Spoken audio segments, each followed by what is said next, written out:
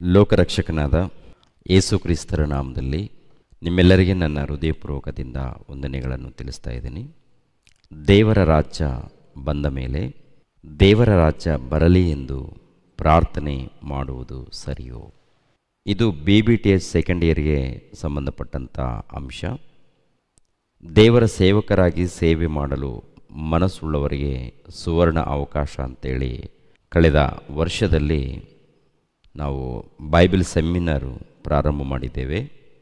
ಸೇವೆ ಮಾಡಬೇಕು ಅಂತೇಳಿ ಬಹಳ ಮಂದಿಗೆ ಮನಸ್ಸಿರುತ್ತೆ. ಆದರೆ ಎಲ್ಲಿ ಹೋಗಿ ಕಲಿಬೇಕು, ಯಾವ ಕಾಲೇಜಿಗೆ ಹೋಗಿ ಕಲಿಬೇಕು ಅಂತೇಳಿ ಒಂದು ರೀತಿಯಲ್ಲಿ ಗೊಂದಲ. ಮತ್ತೊಂದು ರೀತಿಯಲ್ಲಿ ನೋಡುವಾಗ ಎಲ್ಲಿ ಹೋದರೂ ಕೂಡ ವಾಕ್ಯಾನುಸಾರವಾಗಿ ಬೋಧನೆಯನ್ನು ಕಲಿಸ್ತಾ ಇಲ್ಲ. ಅದಕ್ಕೆ ದೇವರು ಒಂದು ಶ್ರೇಷ್ಠವಾದ ಅವಕಾಶವನ್ನು ಕಲ್ಪಿಸಿಕೊಟ್ಟಿದ್ದಾರೆ. ಅನೇಕರು ಯುವಕರು ಯುವತಿಯರು ದೇವರ ವಾಕ್ಯಗಳನ್ನು ಕಲಿತುಕೊಂಡು ಅವರವರ ಪ್ರಾಂತಗಳಲ್ಲಿ ಸುವಾರ್ತೆ ಸೇವೆಯನ್ನು ಪ್ರಾರಂಭ ಮಾಡಿದ್ದಾರೆ.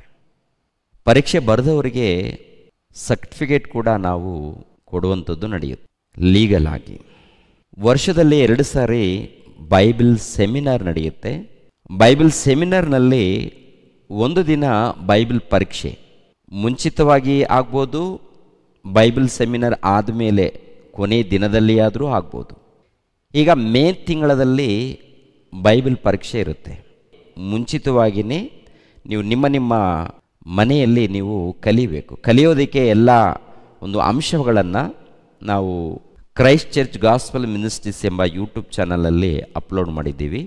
ಒಂದು ವೇಳೆ ಯಾರಾದರೂ ಹೊಸದಾಗಿ ನಾವು ಕೂಡ ಬರಿತೀವಿ, ನಾವು ಕೂಡ ದೇವರ ಸೇವಕರಾಗಬೇಕು ಅಂತ ಮನಸ್ಸಿದೆ, ನಮಗೂ ಅಂಶಗಳನ್ನು ಕಳಿಸ್ಕೊಡಿ ಅಂತೇಳಿ ಒಂದು ವೇಳೆ ನಿಮ್ಗೆ ಮನಸ್ಸಿದ್ರೆ ನನ್ನ ವಾಟ್ಸಪ್ ನಂಬರ್ ಇರುತ್ತೆ 9611145264. ಈ ನಂಬರ್ಗೆ ನೀವು ವಾಯ್ಸ್ ಮೆಸೇಜ್ ಕಳಿಸಿದಾಗ ಖಂಡಿತವಾಗಿ ನಿಮಗೆ ಆ ಒಂದು ಅಂಶಗಳನ್ನು ಕಳಿಸ್ಕೊಡ್ತೀವಿ ಪ್ರಿಯರೇ, ಲಿಂಕನ್ನು. ಓಕೆನಾ? ಈ ಒಂದು ಅಂಶ ಇದೆ ನೋಡಿ, ಇದು BBTS ಸೆಕೆಂಡ್ ಇಯರಿಗೆ ಸಂಬಂಧಪಟ್ಟಂಥ ಅಂಶ. ದೇವರ ರಾಜ್ಯ ಬಂದ ಮೇಲೆ ದೇವರ ರಾಜ್ಯ ಬರಲಿ ಎಂದು ಪ್ರಾರ್ಥನೆ ಮಾಡುವುದು ಸರಿಯೋ? ದೇವರು ಹಾಗೆ ಮಾಡಿದರೆ ಒಪ್ಪಿಕೊಳ್ತಾರಾ? ದೇವರ ರಾಜ್ಯ ಬರಲಿ ಎನ್ನುವಂಥ ಪ್ರಾರ್ಥನೆ ಮಾಡುವಂಥದ್ದು ಅದು ದೇವರ ಸನ್ನಿಧಿಗೆ ಮುಟ್ಟಲ್ವಾ ಅಂತೇಳಿ ಈ ದಿನ ವಾಕ್ಯದ ಮೂಲಕ ಕಲ್ತ್ಕೊಳ್ಳುವಂಥದ್ದು. ಮೊದಲನೇದಾಗಿ ದೇವರ ರಾಜ್ಯ ಬಂದಿದೆಯಾ ಬಂದಿಲ್ವಾ ಅಂತೇಳಿ ವಾಕ್ಯದ ಮೂಲಕ ಗೊತ್ತಾಗಬೇಕು. ಯಾಕೆಂದರೆ ದೇವರ ವಾಕ್ಯಗಳನ್ನು ನಂಬಿ ಮನುಷ್ಯರನ್ನು ನಂಬಬೇಡಿ, ಮನುಷ್ಯರನ್ನು ಪ್ರೀತಿಸಿ. ಆದರೆ ಮನುಷ್ಯರನ್ನು ನಂಬಿಕೊಂಡು ಕುಳಿತುಕೊಳ್ಬೇಡಿ. ಮನುಷ್ಯರು ಅಂದರೆ ಬೋಧಕರಾಗಿರ್ಬೋದು, ಸೇವಕರು ಆಗಿರ್ಬೋದು, ಯಾರೇ ಆಗಿರ್ಬೋದು, ಅವರನ್ನು ನಂಬಿಕೊಂಡು ಕುಳಿತುಕೊಳ್ಬೇಡಿ. ದೇವರನ್ನು ನಂಬಿ, ದೇವರ ವಾಕ್ಯಗಳನ್ನು ನಂಬಿ, ದೇವರು ಏನು ಹೇಳಿದ್ದಾರೋ ಅದನ್ನು ನಂಬಿ, ದೇವರು ಹೇಳಿರೋ ಪ್ರಕಾರ ಜೀವಿಸಿ. ಮತ್ತಾಯನು ಬರೆದ ಸುವಾರ್ತೆ 6ನೇ ಅಧ್ಯಾಯ 9ನೇ ವಚನವನ್ನು ನೋಡೋಣ. 9ನೇ ವಚನ 10ನೇ ವಚನ. ಮತ್ತಾಯನು ಬರೆದ ಸುವಾರ್ತೆ 6ನೇ ಅಧ್ಯಾಯ 9ನೇ ವಚನ 10ನೇ ವಚನ. ಪ್ರತಿಯೊಬ್ಬರು ಕೂಡ ಬೈಬಲ್ ಓಪನ್ ಮಾಡಿ ಬೈಬಲಲ್ಲಿ ಹಾಗೆ ಇದೆಯೋ ಇಲ್ವೋ ಒಂದ್ಸರಿ ನೋಡಿ.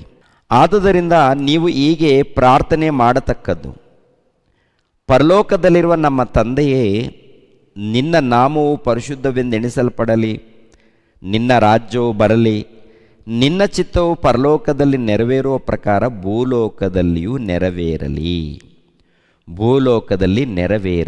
ಅಂತ.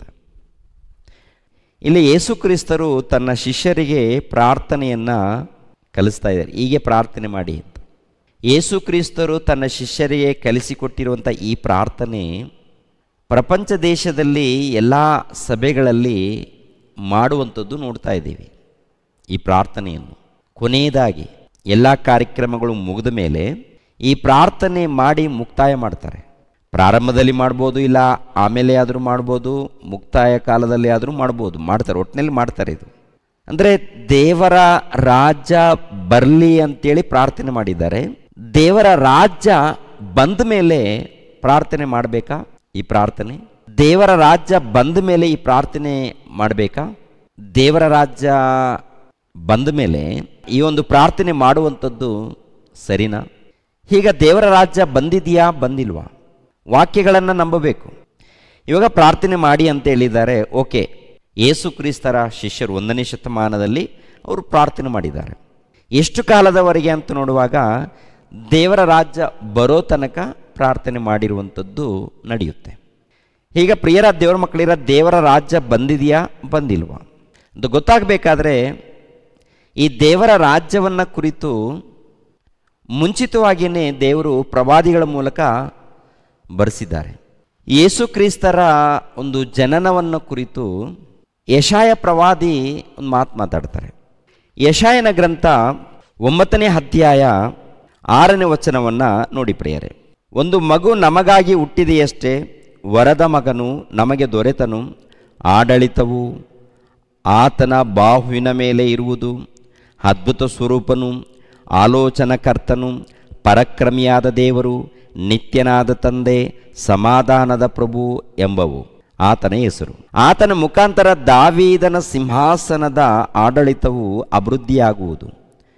ದಾವೀದನ ರಾಜ್ಯದಲ್ಲಿ ನಿತ್ಯ ಸಮಾಧಾನವಿರುವುದು. ಆ ರಾಜ್ಯವು ಇಂದಿನಿಂದ ಯಾವಾಗಲೂ ನೀತಿ ನ್ಯಾಯಗಳ ಮೂಲಕ ಸ್ಥಾಪಿತವಾಗಿ ಸ್ಥಿರಗೊಳ್ಳುವುದು. ಸೇನಾಧೀಶ್ವರನಾದ ಯೆಹೋವನ ಅನುಗ್ರಹವು ಇದನ್ನು ನೆರವೇರಿಸುವುದು. ನೋಡಿ, ಪ್ರತಿಯೊಬ್ಬರು ಕೂಡ ಗಮನಿಸಬೇಕು. ಈ ವಚನದಲ್ಲಿ ಆತನಿಗೆ ಆಡಳಿತ, ರಾಜ್ಯಭಾರ ಆತನ ಬಾಹುವಿನ ಮೇಲೆ ಇರುವುದು. ಅದ್ಭುತ ಸ್ವರೂಪನು, ಆಲೋಚನೆಕರ್ತನು, ಪರಾಕ್ರಮಿಯಾದ ದೇವರು, ನಿತ್ಯನಾದ ತಂದೆ, ಸಮಾಧಾನದ ಪ್ರಭು ಎಂಬುವ ಆತನ ಹೆಸರು. ಆತನ ಮುಖಾಂತರ ದಾವೀದನ ಸಿಂಹಾಸನವು ಆಡಳಿತವು ಅಭಿವೃದ್ಧಿಯಾಗುವುದು. ದಾವೀದನ ರಾಜ್ಯದಲ್ಲಿ ನಿತ್ಯ ಸಮಾಧಾನವಿರುವುದು. ದಾವೀದನ ರಾಜ್ಯ ಇದು ದೇವರ ರಾಜ್ಯನ ಅಥವಾ ದಾವೀದನ ರಾಜ್ಯನ ಅಥವಾ ಕ್ರಿಸ್ತನ ರಾಜ್ಯನ ಅಂತ ನೋಡುವಾಗ ನೋಡೋಣ, ವಾಕ್ಯದ ಮೂಲಕ ನೋಡೋಣ ಪ್ರಿಯರೇ. ಹಳೆ ಒಡಂಬಡಿಕೆಯಲ್ಲಿ ಕೆಲವು ಮಾತುಗಳು ನೋಡಿಕೊಂಡು ಬರೋಣ. ಇವಾಗ 2ನೇ ಸಮುವೇಲನ ಗ್ರಂಥ 7ನೇ ಅಧ್ಯಾಯ 12ನೇ ವಚನದಿಂದ 14ನೇ ವಚನವನ್ನು ನೋಡೋಣ ಪ್ರಿಯರೇ. ನಿನ್ನ ಆಯುಷ್ಕಾಲವು ಮುಗಿದು ನೀನು ಪಿತೃಗಳ ಬಳಿಗೆ ಸೇರಿದ ಮೇಲೆ ನಿನ್ನಿಂದ ಹುಟ್ಟುವವನನ್ನು ನೆಲೆಗೊಳಿಸಿ ಅವನ ರಾಜ್ಯವನ್ನು ಸ್ಥಿರಪಡಿಸುವೆನು. ಅವನು ನನ್ನ ಹೆಸರಿಗಾಗಿ ಒಂದು ಮನೆಯನ್ನು ಕಟ್ಟುವನು. ನಾನು ಅವನ ರಾಜ್ಯ ಸಿಂಹಾಸನವನ್ನು ನಿರಂತರವಾಗಿ ಸ್ಥಿರಪಡಿಸುವೆನು. ನಾನು ಅವನಿಗೆ ತಂದೆಯಾಗಿರುವೆನು, ಅವನು ನನಗೆ ಮಗನಾಗಿರುವನು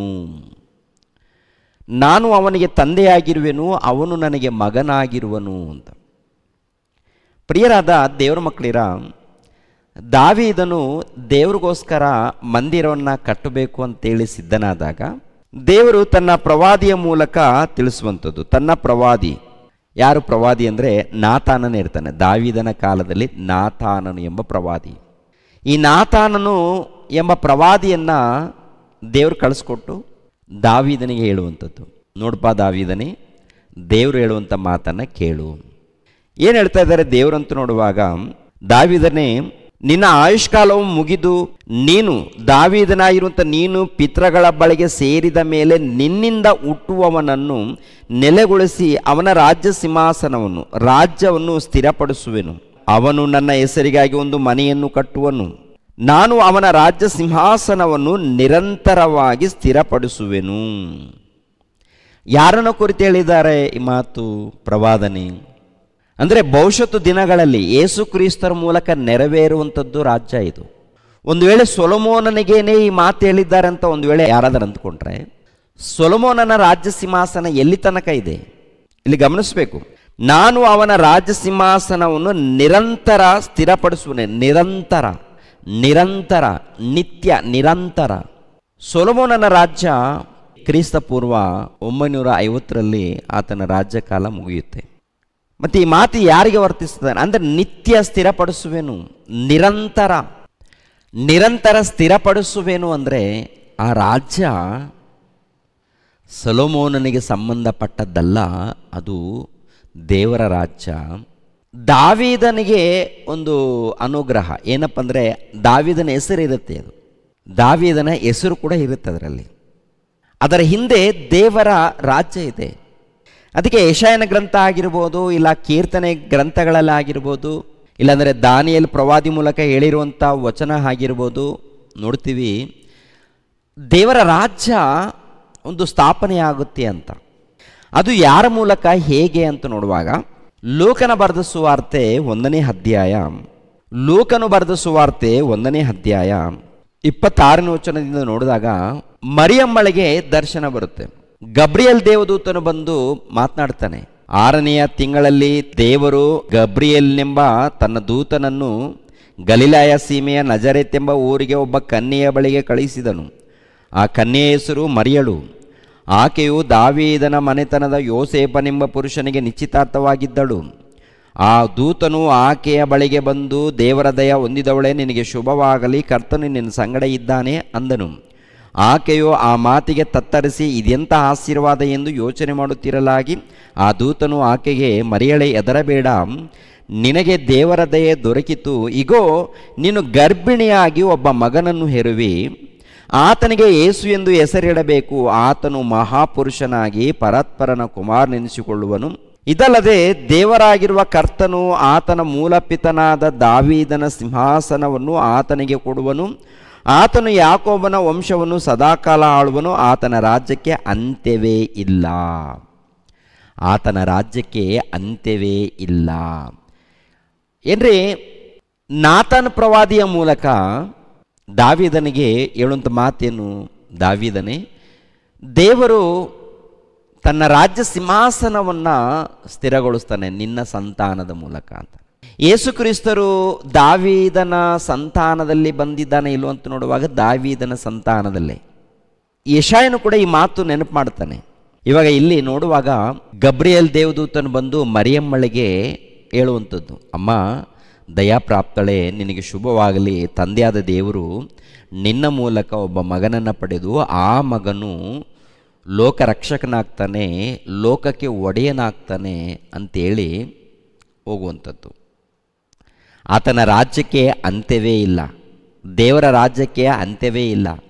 ಯೇಸು ಕ್ರಿಸ್ತರ ರಾಜ್ಯಕ್ಕೆ ಅಂತ್ಯವೇ ಇಲ್ಲ. ಈ ಮಾತು ಹೇಳುವಂಥದ್ದು ಯಾರು? ಗಬ್ರಿಯಲ್ ದೇವದೂತನು. ಯಾರು ಕಳಿಸ್ಕೊಟ್ಟಿದ್ದಾರೆ? ದೇವರು ಕಳಿಸ್ಕೊಟ್ಟಿದ್ದಾರೆ. ಅಂದರೆ ನಿನ್ನ ಗರ್ಭದ ಮೂಲಕ ಹುಟ್ಟುವಂಥ ಮಗುವು ಪರಾತ್ಪರನ ಕುಮಾರನು, ದೈವಕುಮಾರನು. ಆತನ ಮೂಲಕ ರಾಜ್ಯ ಸಿಂಹಾಸನ ಸ್ಥಿರಗೊಳ್ಳುತ್ತೆ. ಆತನ ರಾಜ್ಯವು ಅಂತ್ಯವಿಲ್ಲದ್ದು, ಶಾಶ್ವತವಾಗಿರುತ್ತೆ. ಅಂದರೆ ಆ ರಾಜ್ಯವನ್ನು ಸ್ಥಾಪನೆ ಮಾಡೋದಕ್ಕೆ ಬಂದಿದ್ದಾನೆ. ಈ ರಾಜ್ಯ ಶಾಶ್ವತವಾಗಿ ಇರುತ್ತೆ ಅಂತ ಹೇಳ್ತಾನೆ. ಈ ರಾಜ್ಯ ಶಾಶ್ವತವಾಗಿರುತ್ತೆ ಅಂತ ಹೇಳ್ತಾ ಇದ್ದಾನೆ. ಮತ್ತು ಆ ರಾಜ್ಯ ಬಂದಿದೆಯಾ ಬಂದಿಲ್ವಾ ಅಂತ ನೋಡುವಾಗ ನೋಡಿ, ಮತ್ತಾಯನ ಬರೆದ ಸುವಾರ್ತೆ 3ನೇ ಅಧ್ಯಾಯ 1ನೇ ವಚನವನ್ನು ನೋಡೋಣ ಪ್ರಿಯರೇ. ಮತ್ತಾಯನ ಬರೆದ ಸುವಾರ್ತೆ 3ನೇ ಅಧ್ಯಾಯ 1ನೇ ವಚನ.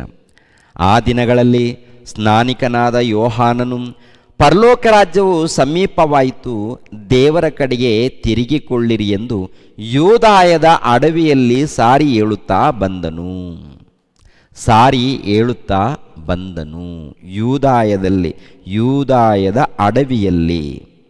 ಅಂದರೆ ಪರಲೋಕ ರಾಜ್ಯವು ಸಮೀಪವಾಯಿತು. ಪರಲೋಕ ರಾಜ್ಯವು ಸಮೀಪವಾಯಿತು. ಆದ್ದರಿಂದ ನೀವು ದೇವರ ಕಡೆಗೆ ತಿರುಗಿಕೊಳ್ಳಿರಿ. ಪರಲೋಕ ರಾಜ್ಯವು, ದೇವರ ರಾಜ್ಯವು. ಪ್ರಿಯರ ದೇವರ ಮಕ್ಕಳಿರ, ಭೂಲೋಕದಲ್ಲಿದ್ದಂಥ ಎಲ್ಲ ರಾಜ್ಯಗಳು ಯಾರ ಹತೋಟಿಯಲ್ಲಿದೆ ಅಂತ ನೋಡುವಾಗ ಏನ್ರಿ, ದೇವರೇ ಅಧಿಕಾರವನ್ನು ಕೊಡ್ತಾರೆ. ಭೂಲೋಕದಲ್ಲಿದ್ದಂಥ ಎಲ್ಲ ಅರಸರಿಗೂ ಅಧಿಕಾರಿಗಳಿಗೂ ದೇವರೇ ಕೊಡುವಂಥದ್ದು. ಎರಡನೇದಾಗಿ, ಟೋಟಲ್ ಈ ಜಗತ್ತಿನಲ್ಲಿ ಈ ವಿಶ್ವ, ಈ ಬ್ರಹ್ಮಾಂಡ ನಡೀತಾ ಇದೆ ನೋಡಿ. ಸೂರ್ಯ, ಚಂದ್ರ, ನಕ್ಷತ್ರಗಳು, ಭೂಮಿ ಇವೆಲ್ಲ ಕೂಡ ಸುತ್ತುತ್ತಾ ಇದೆಯಲ್ಲ, ಇವೆಲ್ಲ ಕೆಲಸ ಮಾಡ್ತಾ ಇದೆ ನೋಡಿ. ಇವೆಲ್ಲ ಕೂಡ ದೇವರ ಹತೋಟಿಗೆ ಒಳಪಟ್ಟು, ದೇವರಿಗೆ ಒಳಪಟ್ಟು ಕೆಲಸ ಮಾಡ್ತಾ ಇವೆ. ಗಾಳಿ, ಮಳೆ, ಬಿಸಿಲು, ಸೂರ್ಯನು, ಚಂದ್ರನು, ನಕ್ಷತ್ರಗಳು, ಭೂಮಿ, ಟೋಟಲ್ ಈ ಜಗತ್ತು, ಟೋಟಲ್ ಈ ಬ್ರಹ್ಮಾಂಡ ಎಲ್ಲವೂ ಕೂಡ ದೇವರಿಗೆ ಒಳಪಟ್ಟು ನಡೀತಾ ಇವೆ. ಅದೇ ಪ್ರಕಾರ ಮನುಷ್ಯರಿಗೆ ಅಧಿಕಾರ ಕೊಡೋರು ಕೂಡ ದೇವರೇ. ಆದರೆ ಸೈತಾನ್ ಏನು ಮಾಡಿದಾನಂತ ನೋಡುವಾಗ ಮನುಷ್ಯರನ್ನು ಸ್ವಾಧೀನಪಡಿಸಿಕೊಂಡಿದ್ದಾನೆ. ಹೇಗೆ ಅಂತ ನೋಡುವಾಗ ಹೃದಯದಲ್ಲಿ ಅನೇಕ ಕೋರಿಕೆಗಳನ್ನು ಹುಟ್ಟಿಸಿ, ಲೋಕದ ಕೋರಿಕೆಗಳನ್ನು ಹುಟ್ಟಿಸಿ ತನ್ನ ಹತೋಟಿಯಲ್ಲಿ ಸೇರಿಸಿಕೊಳ್ಳುವಂಥದ್ದು ನೋಡ್ತಾ ಇದ್ದೀವಿ. ಇವಾಗ ದೇವರು ಒಂದು ರಾಜ್ಯವನ್ನು ಸ್ಥಾಪನೆ ಮಾಡ್ತೀನಿ ಅಂತ ಹೇಳ್ತಾ ಇದ್ದಾರಲ್ಲ, ಈ ರಾಜ್ಯದಲ್ಲಿ ಏನಿರುತ್ತೆ ಅಂತ ನೋಡುವಾಗ ಒಂದು ಆತ್ಮಿಕವಾದದ್ದು. ಈ ಲೋಕದಲ್ಲಿ ಏನು ಇಲ್ವೋ ಅದನ್ನು ಸ್ಥಾಪನೆ ಮಾಡಬೇಕು. ಏನು ಅಂತ ನೋಡುವಾಗ ಆತ್ಮಿಕವಾದಂಥ ಜ್ಞಾನ, ಆತ್ಮಿಕವಾದಂಥ ರಾಜ್ಯ. ಆತ್ಮಿಕವಾದಂಥ ರಾಜ್ಯ. ಈ ರಾಜ್ಯವು ಅಂದರೆ ದೇವರ ರಾಜ್ಯವು ಇಲ್ಲ ಪರಲೋಕದ ರಾಜ್ಯವು ಸಮೀಪವಾಗಿದೆ ಅಂತ ಹೇಳ್ತಾರೆ. ಮತ್ತೊಂದು ವಚನವನ್ನು ಕೂಡ ನೋಡೋಣ. 4ನೇ ಅಧ್ಯಾಯ 17ನೇ ವಚನವನ್ನು ನೋಡಿ ಪ್ರಿಯರೇ. 4ನೇ ಅಧ್ಯಾಯ 17ನೇ ವಚನ, ಮತ್ತಾಯನು ಬರೆದ ಸುವಾರ್ತೆ. ಮತ್ತಾಯನು ಬರೆದ ಸುವಾರ್ತೆ 4ನೇ ಅಧ್ಯಾಯ 17ನೇ ವಚನ. ಅಂದಿನಿಂದ ಯೇಸು ಪರಲೋಕ ರಾಜ್ಯವು ಸಮೀಪಿಸಿತು, ದೇವರ ಕಡೆಗೆ ತಿರುಗಿಕೊಳ್ಳಿರಿ ಎಂದು ಸಾರಿ ಹೇಳುವುದಕ್ಕೆ ಪ್ರಾರಂಭಿಸಿದನು. ಅಂದರೆ ಯೇಸು ಪ್ರಭು ದೀಕ್ಷಾ ಸ್ನಾನ ಪಡೆದುಕೊಂಡು ಯೋಹಾನನ ಮೂಲಕ ಸುವಾರ್ತೆ ಪ್ರಾರಂಭ ಮಾಡೋಕ್ಕೆ ಸಿದ್ಧರಾಗ್ತಾರೆ. ಅದಕ್ಕಿಂತ ಮುಂಚಿತವಾಗಿ 40 ದಿನಗಳು ಶೋಧನೆಗಳನ್ನು ಅನುಭವಿಸೋದಕ್ಕೆ ಅರಣ್ಯಕ್ಕೆ ಹೋಗ್ತಾನೆ. ಆ ಶೋಧನೆ ಕಾಲ ಎಲ್ಲ ಮುಗಿದ ಮೇಲೆ ಸೈತಾನನು ಬಂದು ಹೇಳುವಂಥ ಮಾತು ಒಂದು ಸಾರಿ ಗಮನಿಸೋಣ. ಮತ್ತಾಯನು ಬರೆದ ಸುವಾರ್ತೆ 4ನೇ ಅಧ್ಯಾಯ 8ನೇ ವಚನ. ಮತ್ತಾಯನು ಬರೆದ ಸುವಾರ್ತೆ 4:8. ಬಳಿಕ ಸೈತಾನನು ಆತನನ್ನು ಬಹಳ ಎತ್ತರವಾದ ಬೆಟ್ಟಕ್ಕೆ ಕರ್ಕೊಂಡು ಹೋಗಿ ಪ್ರಪಂಚದ ಎಲ್ಲ ರಾಜ್ಯಗಳನ್ನು ಅವುಗಳ ವೈಭವವನ್ನು ಆತನಿಗೆ ತೋರಿಸಿ, ನೀನು ನನಗೆ ಸಾಷ್ಟಾಂಗ ನಮಸ್ಕಾರ ಮಾಡಿದರೆ ಇವುಗಳನ್ನೆಲ್ಲ ನಿನಗೆ ಕೊಡುವೆನು ಅಂದನು. ಅಂದರೆ ಲೋಕದ ರಾಜ್ಯಗಳನ್ನೆಲ್ಲ ನನಗೆ ಕೊಡಲ್ಪಟ್ಟಿದೆ, ಲೋಕದ ರಾಜ್ಯಗಳೆಲ್ಲ ನನಗೆ ಕೊಡಲ್ಪಟ್ಟಿದೆ. ನಾನು ಯಾರಿಗೆ ಕೊಡಬೇಕಂದ್ಕೊಳ್ತೀನೋ ಅವರಿಗೆ ನಾನು ಕೊಡ್ತೀನಿ. ಆದ್ದರಿಂದ ನೀನು ಈ ಲೋಕದಲ್ಲಿ ಇವರೆಲ್ಲರನ್ನ ಆಳಬೇಕು ಅಂತೇಳಿ ನೀನು ಬಂದಿದೆಯಲ್ಲ ಪ್ರಭುವೇ, ನನಗೆ ನೀನು ಸಾಷ್ಟಾಂಗ ನಮಸ್ಕಾರ ಮಾಡಿದ್ರೆ ಇವೆಲ್ಲ ಕೂಡ ನಿನಗಾಗುತ್ತೆ, ಈ ರಾಜ್ಯ ಎಲ್ಲ ನೀನೇ ಪರಿಪಾಲನೆ ಮಾಡ್ಬೋದು ಅಂತ. ಅವನು ಒಟ್ಟಿನಲ್ಲಿ ರೊಚ್ಚಿಗೆಬ್ಬಿಸುವಂಥ ಮಾತು. ಸೈತಾನನು ಎಲ್ಲಿ ಮಾತನಾಡಿದ್ರೂ ರೊಚ್ಚಿಗೆಬ್ಬಿಸುವಂಥದ್ದು ಇರುತ್ತೆ, ಬಡಾಯಿ ಕೊಚ್ಚಿಕೊಳ್ಳುವಂಥ ಮಾತುಗಳು ಇರುತ್ತೆ. ಒಂದು ಬಡಾಯಿ ಮಾತುಗಳು. ಅವನೇನಾದರೂ ಮಾಡಿದಾನ? ಈ ಲೋಕದಲ್ಲಿ ಏನು ಮಾಡಿದ್ದಾನ ಅವನು? ಏನೂ ಇಲ್ಲ. ಆದರೆ ಜನರನ್ನು ಸ್ವಾಧೀನ ಮಾಡಿಕೊಂಡಿದ್ದಾನೆ, ಜನರ ಹೃದಯಗಳನ್ನು ಸ್ವಾಧೀನ ಮಾಡಿಕೊಂಡಿದ್ದಾನೆ, ಜನರನ್ನು ತನ್ನ ಹತೋಟಿಯಲ್ಲಿ ತಗೊಂಡು ಲೋಕದ ರಾಜ್ಯಗಳ ಮಹಿಮೆ ಎಲ್ಲ ನನಗೆ ಕೊಡಲ್ಪಟ್ಟಿದೆ ಅಂತ ಹೇಳ್ತಾನೆ. ಯಾವುದಾದ್ರೂ ನೋಡು, ಯೇಸುವೆ ಯಾವ ದೇಶ ನೋಡ್ತೀರ ನೋಡಿ, ಎಲ್ಲ ರಾಜ್ಯಗಳು ನನಗೆ ಕೊಡಲ್ಪಟ್ಟಿದೆ. ನಾನು ಏನು ಆಲೋಚನೆ ಕೊಡ್ತಾ ಇದ್ದೀನೋ ಅದೇ ಆಲೋಚನೆ ಪ್ರಕಾರ ಅವರೆಲ್ಲ ನಡ್ಕೊಳ್ತಾರೆ. ನಿಮ್ಮ ಆಲೋಚನೆ ಪ್ರಕಾರ ಯಾರೂ ಇಲ್ಲ, ನಿಮ್ಮ ಆಲೋಚನೆ ಪ್ರಕಾರ ಯಾರೂ ಇಲ್ಲ, ಯಾರು ಬರೋದಿಲ್ಲ. ನಿಮ್ಮ ಪ್ರಯತ್ನ ಎಲ್ಲ ಕೂಡ ವ್ಯರ್ಥ. ಒಂದು ಸಾರಿ ನನಗೆ ನಮಸ್ಕಾರ ಮಾಡು, ಇದೆಲ್ಲ ಕೂಡ ನಿನಗಾಗುತ್ತೆ ಅಂಥೇಳಿ ಸೈತಾನನು ಯೇಸು ಕ್ರಿಸ್ತರಿಗೆ ಹೇಳುವಂಥ ಮಾತು ಪ್ರಿಯರೇ. ಮತ್ತೊಂದು ಸಾರಿ, ಬಳಿಕ ಸೈತಾನನು ಆತನನ್ನು ಬಹಳ ಎತ್ತರವಾದ ಬೆಟ್ಟಕ್ಕೆ ಕರ್ಕೊಂಡು ಹೋಗಿ ಪ್ರಪಂಚದ ಎಲ್ಲ ರಾಜ್ಯಗಳನ್ನು ಅವುಗಳ ವೈಭವವನ್ನು ಆತನಿಗೆ ತೋರಿಸಿ, ನೀನು ನನಗೆ ಸಾಷ್ಟಾಂಗ ನಮಸ್ಕಾರ ಮಾಡಿದರೆ ಇವುಗಳನ್ನೆಲ್ಲ ನಿನಗೆ ಕೊಡುವೆನು. ಅರ್ಥ ಆಗುತ್ತಾ ಪ್ರಿಯರೇ? ಟೋಟಲ್ ಪ್ರಪಂಚ ದೇಶದಲ್ಲಿ ಇರುವಂಥ ಎಲ್ಲ ರಾಜ್ಯಗಳು ಸೈತಾನನಿಗೆ ಒಳಪಟ್ಟಿವೆಯಂತೆ. ದೇವರೇನೋ ಅಧಿಕಾರ ಕೊಟ್ಟಿದ್ದಾರೆ, ದೇವ್ರದ್ದು ಟೋಟಲ್ ಲೋಕ ಎಲ್ಲ ಕೂಡ ದೇವರು ಉಂಟು ಮಾಡಿರುವಂಥದ್ದು. ಸೈತಾನ ಏನು ಮಾಡಿದ್ದಾನೆ ಅಂದರೆ ಏನು ಕೆಲಸ ಏನಿಲ್ಲ, ಜನರನ್ನ ಮರುಳು ಮಾಡಿ ಇವರನ್ನು ತನ್ನ ಹತೋಟಿಯಲ್ಲಿ ಸೇರಿಸ್ಕೊಂಡಿರುವಂಥದ್ದು. ಏನ್ರಿ, ಅವನ ಹತೋಟಿಯಲ್ಲಿ ಇದ್ದವರನ್ನು ಬಿಡಿಸಿ ಏನು ಮಾಡಬೇಕು? ರಕ್ಷಣೆ ಮಾರ್ಗದಲ್ಲಿ ಸೇರಿಸಬೇಕು. ಆ ರಕ್ಷಣೆ ಮಾರ್ಗದಲ್ಲಿ ಸೇರಿಸುವಂಥದ್ದೇ ದೇವರ ರಾಜ್ಯ. ಅದಕ್ಕೆ ಈ ರಾಜ್ಯ ಬರಲಿ ಅಂತೇಳಿ ಪ್ರಾರ್ಥನೆ ಮಾಡಿ ಅಂತೇಳಿ ಯೇಸು ಪ್ರಭು ತನ್ನ ಶಿಷ್ಯರಿಗೆ ಕಲಿಸಿಕೊಡುವಂಥದ್ದು ನೋಡ್ತೀವಿ ಪ್ರೇರೆ. 6ನೇ ಅಧ್ಯಾಯ 9-10 ಮತ್ತಾಯನು ಬರೆದ ಸುವಾರ್ತೆ. ಆದುದರಿಂದ ನೀವು ಹೀಗೆ ಪ್ರಾರ್ಥನೆ ಮಾಡತಕ್ಕದ್ದು, ಪರಲೋಕದಲ್ಲಿರುವ ನಮ್ಮ ತಂದೆಯೇ, ನಿನ್ನ ನಾಮವು ಪರಿಶುದ್ಧವೆಂದು ಎಣಿಸಲ್ಪಡಲಿ, ನಿನ್ನ ರಾಜ್ಯವು ಬರಲಿ, ನಿನ್ನ ಚಿತ್ತವು ಪರಲೋಕದಲ್ಲಿ ನೆರವೇರುವ ಪ್ರಕಾರ ಭೂಲೋಕದಲ್ಲಿ ನೆರವೇರಲಿ ಅಂತಾರೆ ಪ್ರಭು ಹೇಳುವಂಥದ್ದು. ತನ್ನ ಶಿಷ್ಯರಿಗೆ ಕಲಿಸಿಕೊಡುವಂಥದ್ದು ನೋಡ್ತೀವಿ. ಅಂದರೆ ಪರಲೋಕದಲ್ಲಿ ತಂದೆ ನಿಮ್ಮ ಚಿತ್ತ ನೆರವೇರ್ತಾ ಇದೆಯಲ್ಲ, ಪರಲೋಕದಲ್ಲಿ ನಿಮ್ಮ ಚಿತ್ತ ಏನು ನೆರವೇರ್ತಾ ಇದೆಯೋ ಅದೇ ಪ್ರಕಾರ ಭೂಲೋಕದಲ್ಲಿ ನೆರವೇರಲಿ ಅಂತ. ಭೂಲೋಕದಲ್ಲಿ ನೆರವೇರಬೇಕಾದ್ರೆ ಆ ರಾಜ್ಯ ಬರಬೇಕು, ದೇವರ ರಾಜ್ಯ ಬರಬೇಕು. ಪರಲೋಕದಲ್ಲಿ ಏನು ದೇವರ ಚಿತ್ತ, ಪರಲೋಕದಲ್ಲಿ ಏನು ನೆರವೇರುತ್ತೆ? ಪರಲೋಕದಲ್ಲಿ ಕೋಟ್ಯಾನು ಕೋಟಿ ದೇವದೂತರಿದ್ದಾರಲ್ಲ, ಈ ದೇವದೂತರೆಲ್ಲರೂ ಕೂಡ ದೇವರು ಹೇಳಿದ ಮಾತನ್ನು ಕೇಳ್ತಾರೆ. ದೇವರಿಗೆ ವಿರುದ್ಧವಾಗಿ ಯಾರು ನಡ್ಕೊಳ್ಳಲ್ಲ, ದೇವರಿಗೆ ವಿರುದ್ಧವಾಗಿ ಯಾರು ನಡೆದುಕೊಳ್ಳೋದಿಲ್ಲ ಪ್ರಿಯರೇ. ಒಂದು ವೇಳೆ ಪರಲೋಕದಲ್ಲಿ ಯಾರಾದರೂ ವಿರುದ್ಧವಾಗಿ ನಡ್ಕೊಂಡ್ರೆ ಅಲ್ಲಿ ಅವನು ಉಳ್ಕೊಳ್ಳಲ್ಲ, ಯಾಕಂದರೆ ಅವನನ್ನು ತಳ್ಳಿಬಿಡ್ತಾರೆ. ಆಲ್ರೆಡಿ ಸೈತಾನನು ಪರಲೋಕದಲ್ಲಿ ದೇವರಿಗೆ ವಿರುದ್ಧವಾಗಿ ನಡ್ಕೊಂಡಿರುವುದರಿಂದ ಅವನು ಸೈತಾನನಾಗಿ ದುರಾತ್ಮವಾಗಿ ಎಲ್ಲಿ ಬಿದ್ದಿದ್ದಾನೆ? ಭೂಲೋಕಕ್ಕೆ ಬಿದ್ದಿದ್ದಾನೆ ಅವನು. ಹೌದಲ್ವಾ? ಭೂಲೋಕಕ್ಕೆ ಅವನು ಬಿದ್ದಿರುವಂಥದ್ದು ನಾವು ನೋಡ್ತೀವಿ, ಗಮನಿಸ್ಬೇಕು. ಭೂಲೋಕಕ್ಕೆ ಬಂದ ಮೇಲೆ ಇಲ್ಲೇನು ಮಾಡಿದ್ದಾನಂತ ನೋಡುವಾಗ ಈ ಲೋಕದಲ್ಲಿದ್ದಂಥ ಎಲ್ಲ ರಾಜ್ಯಗಳನ್ನು ಸ್ವಾಧೀನಪಡಿಸಿಕೊಂಡಿದ್ದಾನೆ. ದೇವರ ಮಕ್ಕಳನ್ನು ತನ್ನ ಹತೋಟಿಗೆ ತಗೊಂಡಿದ್ದಾನೆ. ಆದ್ದರಿಂದ ಅವನ ಹತೋಟಿಯಲ್ಲಿ ಇದ್ದಂಥ ಮಾನವರನ್ನ ಬಿಡಿಸೋದಕ್ಕೆ ಪರಲೋಕದಿಂದ ಭೂಲೋಕಕ್ಕೆ ದೈವಕುಮಾರನಾಗಿರುವಂಥ ಕ್ರಿಸ್ತನು ಯೇಸು ಈ ಲೋಕಕ್ಕೆ ಬರ್ತಾರೆ. ಬಂದು ಪ್ರಿಯರಾದ ದೇವರ ಮಕ್ಕಳಿರ ಸೈತಾನನ ಹತೋಟಿಯಲ್ಲಿ ಇದ್ದಂಥವರನ್ನು, ಅಂದರೆ ಅಂಧಕಾರದಲ್ಲಿ ಇದ್ದಂಥವರನ್ನು ಬಿಡಿಸ್ತಾನೆ. ಅಂಧಕಾರದಲ್ಲಿ ಯಾರ್ಯಾರಿದ್ದಾರೆ ಅಂತ ನೋಡುವಾಗ ನಾವೆಲ್ಲರೂ, ಅಂದರೆ ಭೂಮಿ ಮೇಲಿದ್ದಂಥ ಎಲ್ಲರೂ ಕೂಡ ಅಂಧಕಾರದಲ್ಲಿದ್ದೀವಿ. ಒಂದು ಕಾಲದಲ್ಲಿ ಯೇಸು ಕ್ರಿಸ್ತರನ್ನು ನಂಬದೇ ಇದ್ದಾಗ, ಗಮನಿಸಬೇಕು, ನೀವಾಗಿರ್ಬೋದು ನಾನಾಗಿರ್ಬೋದು, ಯೇಸು ಕ್ರಿಸ್ತರನ್ನು ನಂಬದೇ ಇದ್ದಾಗ ಎಲ್ಲಿದ್ದೀವಿ? ಲೋಕದಲ್ಲಿದ್ದೀವಿ. ಲೋಕ ಹೇಗಿದೆ? ಅಂಧತ್ವ, ಅಂಧಕಾರ. ಅಂದರೆ ದೇವರು ಯಾರಂತ ಗೊತ್ತಿಲ್ಲ, ಯೇಸು ಕ್ರಿಸ್ತರು ಯಾರು ಎಂಬುದು ಗೊತ್ತಿಲ್ಲ. ಈ ಲೋಕದಲ್ಲಿ ತಿಂದು ಕುಡಿದು ಎಂಜಾಯ್ ಮಾಡುತ್ತಾ ಅನೇಕ ಪಾಪಗಳು, ಅನೇಕ ಅಪರಾಧಗಳು ಮಾಡುತ್ತಾ ಸತ್ತವರಾಗಿದ್ದೀವಲ್ಲ. ಸತ್ತವರಾಗಿದ್ದಂಥ ನಮ್ಮನ್ನು ಯೇಸು ಕ್ರಿಸ್ತರು ಬಿಡಿಸಿ ತನ್ನ ರಾಜ್ಯದಲ್ಲಿ ಸೇರಿಸ್ತಾರೆ, ತನ್ನ ರಾಜ್ಯದಲ್ಲಿ ಸೇರಿಸ್ತಾರೆ ಪ್ರಿಯರೇ. ಆ ಮಾತು ಎಲ್ಲಿರುತ್ತೆ ಅಂತ ನೋಡುವಾಗ ಕೊಲೊಸ್ಸೆದವರಿಗೆ ಬರೆದ ಪತ್ರಿಕೆ 1ನೇ ಅಧ್ಯಾಯ 13ನೇ ವಚನವನ್ನು ನೋಡಿ.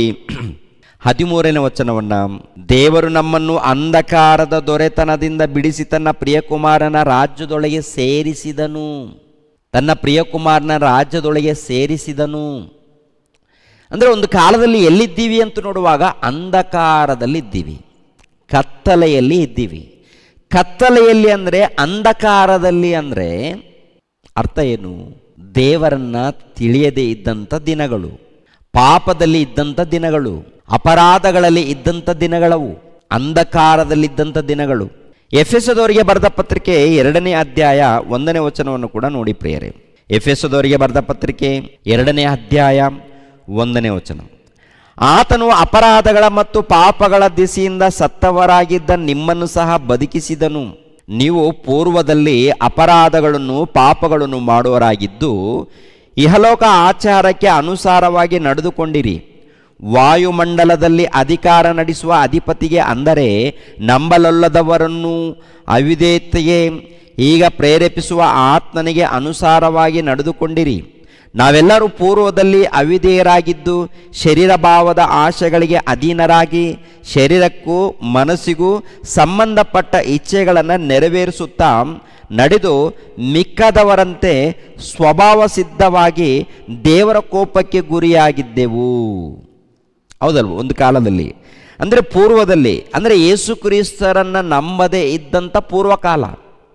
ಪೂರ್ವದಲ್ಲಿ ಅಂದರೆ ನಾವು ಯೇಸು ಕ್ರಿಸ್ತರನ್ನು ನಂಬದೇ ಇದ್ದಂಥ ಪೂರ್ವಕಾಲದಲ್ಲಿ ನಮ್ಮ ಬದುಕುಗಳು ಹೇಗಿದೆ ಅಂತ ನೋಡುವಾಗ ಅಪರಾಧಗಳು, ಪಾಪಗಳಂದರೆ, ಪಾಪ ಅಂದರೆ ಪ್ರಿಯರಾದ ದೇವ್ರ ಮಕ್ಕಳಿರ, ಮೊಟ್ಟ ಮೊದಲು ದೇವರನ್ನು ತಿಳುಕೊಳ್ಳದೆ ಇರುವಂಥದ್ದೇ ದೊಡ್ಡ ಪಾಪ. ಯಾಕೆಂದರೆ ಈ ದೇಹ ಆಗಿರ್ಬೋದು, ಆತ್ಮ ಆಗಿರ್ಬೋದು, ಉಸಿರಾಗಿರ್ಬೋದು, ಅಂಗಾಲು ಮೊದಲುಗೊಂಡು ತಲೆಯಲ್ಲಿರುವಂಥ ಕೂದಲ, ಇವೆಲ್ಲ ಆಗಿರ್ಬೋದು, ಇವೆಲ್ಲ ದೇವರ ಮೂಲಕನೇ ಬಂದಿದೆ. ಎರಡನೇದಾಗಿ ಈ ಜಗತ್ತೆಲ್ಲ ದೇವ್ರ ಮೂಲಕನೇ ಬಂದಿದೆ. ಆಗಿರುವಾಗ ಈ ಜಗತ್ತನ್ನು ಉಂಟು ಮಾಡಿರುವಂಥ ಆ ದೇವರನ್ನು ತಿಳ್ಕೊಳ್ಳುವಂಥ ಜವಾಬ್ದಾರಿ ನಿನಗಿದೆಯಾ ಇಲ್ವಾ? ಇದೆ. ಮತ್ತೆ ಯಾಕೆ ತಿಳ್ಕೊಂಡಿಲ್ಲ? ಈ ಲೋಕದಲ್ಲಿ ಅನೇಕ ಮಾರ್ಗಗಳು, ಅನೇಕ ದೇವತೆಗಳಂತ ಕರೆಯಲ್ಪಡ್ತಾ ಇದ್ದಾರೆ. ಇದರಲ್ಲಿ ಸೃಷ್ಟಿ ಮಾಡಿರುವಂಥ ಸೃಷ್ಟಿಕರ್ತನ ಯಾರು ಎಂದು ನೀನು ತಿಳ್ಕೊಳ್ಬೇಕಲ್ವಾ? ಈ ಲೋಕದಲ್ಲಿ ಎಲ್ಲವನ್ನು ತಿಳ್ಕೊಂಡಿದ್ದಾರೆ. ಎಲ್ಲವನ್ನಂತೂ ನೋಡುವಾಗ ಪ್ರಿಯರಾದ ದೇವರ ಮಕ್ಕಳಿಗೆ ಎಷ್ಟೋ ವಿಜ್ಞಾನ ಬೆಳೀತಾ ಇದೆ. ಇವತ್ತು ನೋಡುವಾಗ ಎಷ್ಟೋ ಅಭಿವೃದ್ಧಿ, ಎಷ್ಟೋ ಡೆವಲಪ್ ಆಗಿದೆ ರೀ ಈ ಲೋಕಕ್ಕೆ ಸಂಬಂಧಪಟ್ಟಂಥ ಜ್ಞಾನದಲ್ಲಿ. ದೇವರ ವಿಷಯದಲ್ಲಿ ನೋಡುವಾಗ ಶೂನ್ಯ, ಏನಿಲ್ಲ, ಕಲ್ತಿಲ್ಲ, ತಿಳ್ಕೊಂಡಿಲ್ಲ ರೀ. ಇವಾಗ ತಿಳ್ಕೊಂಡರು ಯಾರಿದ್ದಾರೆ ಅಂತ ನೋಡುವಾಗ ಕೆಲವರು ಮಾತ್ರ, ಅರ್ಥ ಮಾಡಿಕೊಂಡವರು ಕೆಲವರು ಮಾತ್ರ ಇದ್ದಾರೆ. ಅದೇ ನಾವೆಲ್ಲರೂ ಕೂಡ ಒಂದು ಕಾಲದಲ್ಲಿ ಅಂಧಕಾರದಲ್ಲಿದ್ದೀವಿ. ಅಂಧಕಾರದಲ್ಲಿದ್ದಂಥ ನಮ್ಮನ್ನು ಪ್ರಭು ಬಿಡಿಸಿದ್ದಾನೆ, ಅಂದರೆ ಈ ರಕ್ಷಣೆ ಮಾರ್ಗದಲ್ಲಿ ಸೇರಿಸಿದ್ದಾನೆ. ದೇವರು ತನ್ನ ರಾಜ್ಯದಲ್ಲಿ ಸೇರಿಸ್ಕೊಂಡಿದ್ದಾನೆ. ದೇವರು ತನ್ನ ರಾಜ್ಯದಲ್ಲಿ ಸೇರಿಸಿಕೊಂಡಿದ್ದಾನೆ ಅಂದರೆ ದೇವರ ರಾಜ್ಯ ಬಂದಿದೆಯಾ? ಮತ್ತಾಯನ ಬರೆದ ಸುವಾರ್ತೆಯಲ್ಲಿ ನೋಡಿದ್ದೀವಿ, ಪ್ರಾರಂಭದಲ್ಲಿ ದೇವರ ರಾಜ್ಯ ಬರಲಿ ಅಂತೇಳಿ ಪ್ರಾರ್ಥನೆ ಮಾಡ್ತಾರೆ. ಅದಕ್ಕಿಂತ ಮುಂಚಿತವಾಗಿ ದೇವರ ರಾಜ್ಯ ಸಮೀಪದಲ್ಲಿದೆ ಅಂತ ಹೇಳ್ತಾರೆ. ದೇವರ ರಾಜ್ಯ ಸಮೀಪದಲ್ಲಿದೆ ಅಂತ ಹೇಳ್ತಾರೆ. ಮತ್ತೆ ಕೆಲವು ದಿನಗಳಾದಮೇಲೆ ದೇವರ ರಾಜ್ಯ ಬರಲಿ ಅಂತ ಪ್ರಾರ್ಥನೆ ಮಾಡಿ ಅಂತ ಹೇಳ್ತಾರೆ. ಇವಾಗ ಇನ್ನೊಂದು ಮಾತನ್ನು ಕೂಡ ನಾವು ನೋಡೋಣ. ಯಾಕೆಂದರೆ ದೇವರ ರಾಜ್ಯ ಬಂದಿದೆಯಾ ಬಂದಿಲ್ವಾ ಅದನ್ನು ಮೊದಲನೇದಾಗಿ ತಿಳ್ಕೊಳ್ಬೇಕು. ಬಂದ ಮೇಲೆ ಪ್ರಾರ್ಥನೆ ಇದನ್ನು ಮಾಡಬೇಕಾ ಮಾಡಬಾರ್ದಾ? ಯಾವ ಪ್ರಾರ್ಥನೆ? ಪರಲೋಕದಲ್ಲಿರುವ ನಮ್ಮ ತಂದೆಯೇ, ನಿನ್ನ ನಾಮವು ಪರಿಶುದ್ಧವೆಂದು ಎಣಿಸಲ್ಪಡಲಿ, ನಿನ್ನ ರಾಜ್ಯವು ಬರಲಿ, ನಿನ್ನ ಚಿತ್ತವು ಪರಲೋಕದಲ್ಲಿ ನೆರವೇರುವ ಪ್ರಕಾರ ಭೂಲೋಕದಲ್ಲಿ ಕೂಡ ನೆರವೇರಲಿ ಅನ್ನುವಂಥ ಪ್ರಾರ್ಥನೆ ಇದೆಯಲ್ಲ, ಈ ಪ್ರಾರ್ಥನೆ ಮಾಡಬೇಕಾ ಮಾಡಬಾರ್ದಾ? ಅರ್ಥ ಆಗಬೇಕಾದ್ರೆ ಇವಾಗ ಈ ಪ್ರಾರ್ಥನೆ ಯಾತಕ್ಕಾಗಿ? ದೇವರೇ ನಿಮ್ಮ ರಾಜ್ಯ ಬರಲಿ ಅಂತೇಳಿ ಪ್ರಾರ್ಥನೆ ಮಾಡಿ ಅಂತ ಹೇಳಿದ್ದಾರೆ. ನಿಮ್ಮ ರಾಜ್ಯ ಬರಲಿ, ನಿಮ್ಮ ರಾಜ್ಯ ಬರಲಿ ಅಂತ. ದೇವರ ರಾಜ್ಯ ಬಂದ ಮೇಲೆ ಏನು ಮಾಡಬೇಕಂತಿರುತ್ತೆ? ದೇವರ ರಾಜ್ಯ ಬಂದ ಮೇಲೆ ಏನು ಮಾಡಬೇಕಂತಿರುತ್ತೋ ಆಮೇಲೆ ನೋಡೋಣ. ಇವಾಗ ದೇವರ ರಾಜ್ಯ ಬರೋ ತನಕ ಪ್ರಾರ್ಥನೆ ಮಾಡಿ ಅಂತ ಹೇಳ್ತಾರೆ. ಮತ್ತು ಬಂದಿದೆಯಾ ಬಂದಿಲ್ವಾ ಎನ್ನುವಂಥದ್ದು ತಿಳ್ಕೊಳ್ಬೇಕಾದ್ರೆ ಆ ಪ್ರಶ್ನೆಗೆ ಉತ್ತರ ಬೈಬಲೇ ಕೊಡುತ್ತೆ ವಿನಃ ನಮ್ಮ ಉತ್ತರವನ್ನು ತಿಳ್ಕೊಳ್ಬಾರ್ದು. ಅಂದರೆ ಮನುಷ್ಯರು ಯಾವುದೋ ವರ ಮಾತುಗಳನ್ನು, ಇಲ್ಲಾಂದರೆ ಹೊರಗಡೆ ಮಾತುಗಳನ್ನು, ಕಥೆಗಳ ಮಾತುಗಳನ್ನು ಹೇಳಿದ್ರೆ ನಂಬಬಾರ್ದು. ಬೈಬಲಲ್ಲಿ ಇದ್ದರೆ ಖಂಡಿತವಾಗಿ ನಂಬಬೇಕು. ಬೈಬಲಲ್ಲಿ ಇದೆ ಅಂದರೆ ನಂಬಬೇಕು. ದೇವರ ರಾಜ್ಯ ಬಂದಿದೆಯಾ ಬಂದಿಲ್ವಾ, ದೇವರ ರಾಜ್ಯ ಬಂದಿದೆ ಅನ್ನೋದಕ್ಕೆ ಏನಾದರೂ ಆಧಾರಗಳಿದೆಯಾ? ಇದ್ದರೆ ಬೈಬಲಲ್ಲಿ ಇದ್ದರೆ, ಬೈಬಲ್ ಗ್ರಂಥದಲ್ಲಿದ್ದರೆ ನಂಬಬೇಕು. ಯಾಕಂದರೆ ಬೈಬಲ್ ಗ್ರಂಥದಲ್ಲಿ ಇದ್ದಂಥ ಪ್ರತಿ ವಚನಗಳು ದೇವರ ಮಾತುಗಳಾಗಿರುವುದರಿಂದ, ಪವಿತ್ರಾತ್ಮನ ಪ್ರೇರಣೆ ಮೂಲಕ ಬರೆಯಲ್ಪಟ್ಟಿರುವುದರಿಂದ ಆತನ ಮಾತುಗಳನ್ನು ನಾವು ಖಂಡಿತವಾಗಿ ನಂಬಬೇಕು. ಇವಾಗ ಬೈಬಲಲ್ಲಿ ಪ್ರಿಯರಾದ ದೇವರ ಮಕ್ಕಳಿರ ಏನು ಬರೆಯಲ್ಪಟ್ಟಿದೆ ನೋಡೋಣ. ಮಾರ್ಕನ ಬರೆದ ಸುವಾರ್ತೆ 1ನೇ ಅಧ್ಯಾಯ 14ನೇ ವಚನ 15ನೇ ವಚನವನ್ನು ನೋಡಿ. ಮಾರ್ಕನು ಬರೆದ ಸುವಾರ್ತೆ 1ನೇ ಅಧ್ಯಾಯ 14ನೇ ವಚನ 15ನೇ ವಚನ. ಯೋಹಾನನು ಸೆರೆಗೆ ಬಿದ್ದ ಮೇಲೆ ಯೇಸು ಗಲಿಲಾಯ ಸೀಮೆಗೆ ಬಂದು, ಕಾಲ ಪರಿಪೂರ್ಣವಾಯಿತು, ದೇವರ ರಾಜ್ಯವು ಸಮೀಪಿಸಿತು, ದೇವರ ಕಡೆಗೆ ತಿರುಗಿಕೊಂಡು ಸುವಾರ್ತೆಯನ್ನು ನಂಬಿರಿ, ಸುವಾರ್ತೆಯನ್ನು ನಂಬಿರಿ. ಅಂದರೆ ದೇವರ ರಾಜ್ಯ ಸಮೀಪಿಸಿತು, ದೇವರ ರಾಜ್ಯ ಸಮೀಪಿಸಿತು, ದೇವರ ರಾಜ್ಯ ಸುವಾರ್ತೆಯನ್ನು ನಂಬಿ ಅಂತ ಹೇಳ್ತಾರೆ ಪ್ರಿಯರೇ, ನಂಬಿ ಅಂತ ಹೇಳ್ತಾರೆ. ಓಕೆ, ಮಾರ್ಕನ ಬರೆದ ಸುವಾರ್ತೆ 9ನೇ ಅಧ್ಯಾಯ 1ನೇ ವಚನವನ್ನು ನೋಡೋಣ. ಮಾರ್ಕನ ಬರೆದ ಸುವಾರ್ತೆ 9ನೇ ಅಧ್ಯಾಯ 1ನೇ ವಚನ. ಇಲ್ಲಿ ಏನು ಹೇಳ್ತಾರೆ ನೋಡಿ. ನಿಮಗೆ ನಿಜ ನಿಜವಾಗಿ ಹೇಳುತ್ತೇನೆ, ಇಲ್ಲಿ ನಿಂತಿರೋರೊಳಗೆ ಕೆಲವರು ದೇವರ ರಾಜ್ಯ ಪ್ರಬಲವಾಗಿ ಬಂದಿರುವುದನ್ನು ನೋಡುವ ತನಕ ಮರಣ ಹೊಂದುವುದಿಲ್ಲವೆಂದು ನಿಮಗೆ ಖಂಡಿತವಾಗಿ ಹೇಳುತ್ತೇನೆ.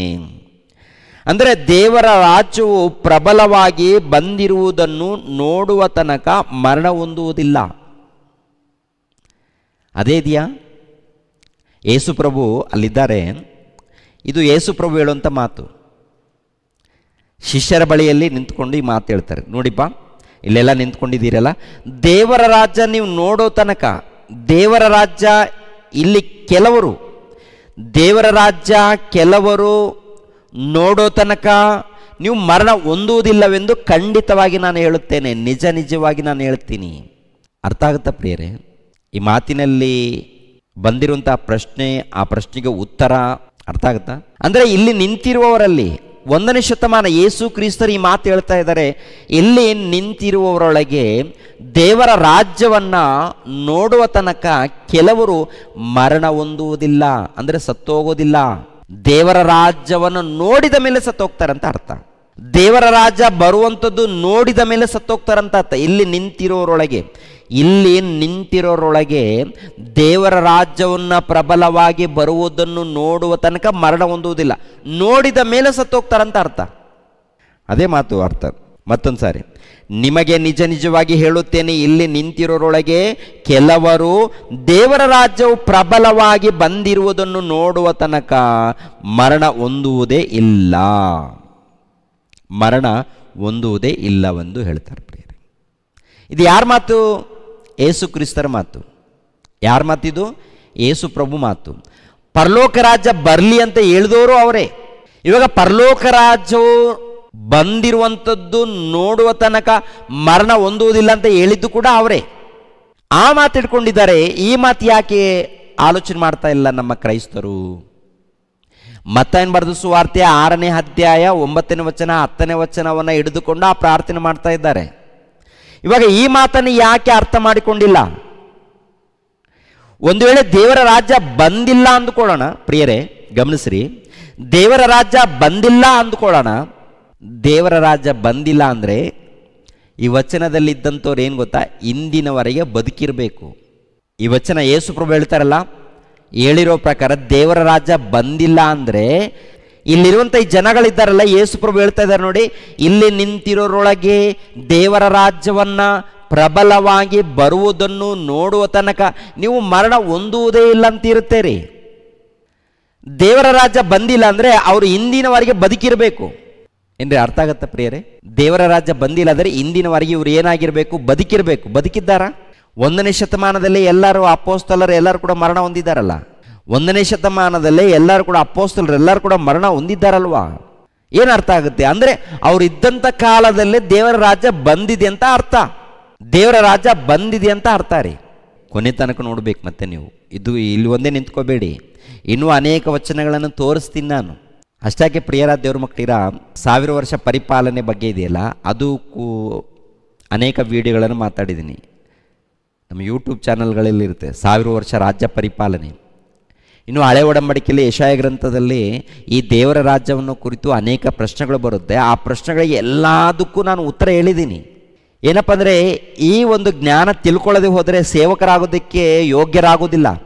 ನಿಜವಾಗ್ಲೂ ದೇವರ ಸೇವೆ ಮಾಡಬೇಕು, ನಾನು ಸೇವಕನಾಗಬೇಕಂದ್ರೆ ದೇವರ ರಾಜ್ಯವನ್ನು ಅನೇಕ ವಿಷಯಗಳನ್ನು ತಿಳ್ಕೊಳ್ಳದೆ ಹೋದರೆ ನೀವು ದೇವರ ಸೇವಕರಾಗಿ ಸೇವೆ ಮಾಡಬೇಕಂತಂದರೆ ನೀವು ಅದಕ್ಕೆ ಯೋಗ್ಯರಾಗೋದಿಲ್ಲ.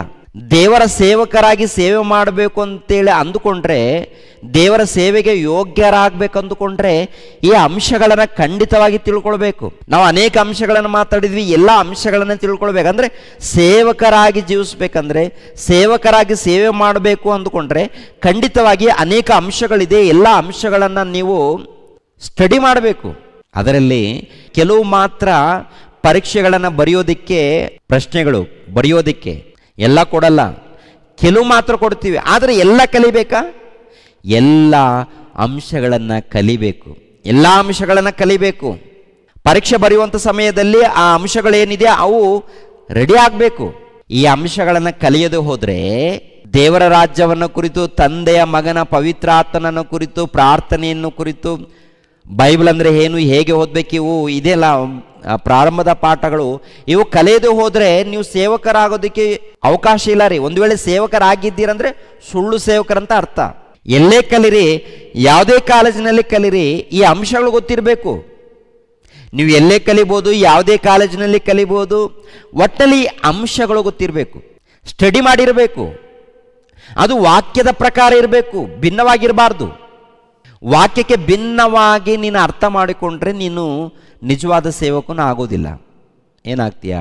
ಸೈತಾನನ ಸೇವಕನಾಗ್ತೀಯ. ಅಂದರೆ ಸುಳ್ಳು ಸೇವಕನು, ಸುಳ್ಳು ಬೋಧಕನಾಗ್ತೀಯ. ಆದ್ದರಿಂದ ಯಾವುದು ನಿಜವಾದ ಬೋಧನೆ, ಯಾವುದು ಸುಳ್ಳು ಬೋಧನೆ ಅಂತೇಳಿ ಅನೇಕ ವರ್ಷಗಳು ಪರಿಶೋಧನೆ ಮಾಡಿ ಹೊರಗಡೆ ಅಂಶಗಳನ್ನು ಸಾರುವಂಥದ್ದಾಗ್ತಾ ಇದೆ ಪ್ರಿಯರೇ.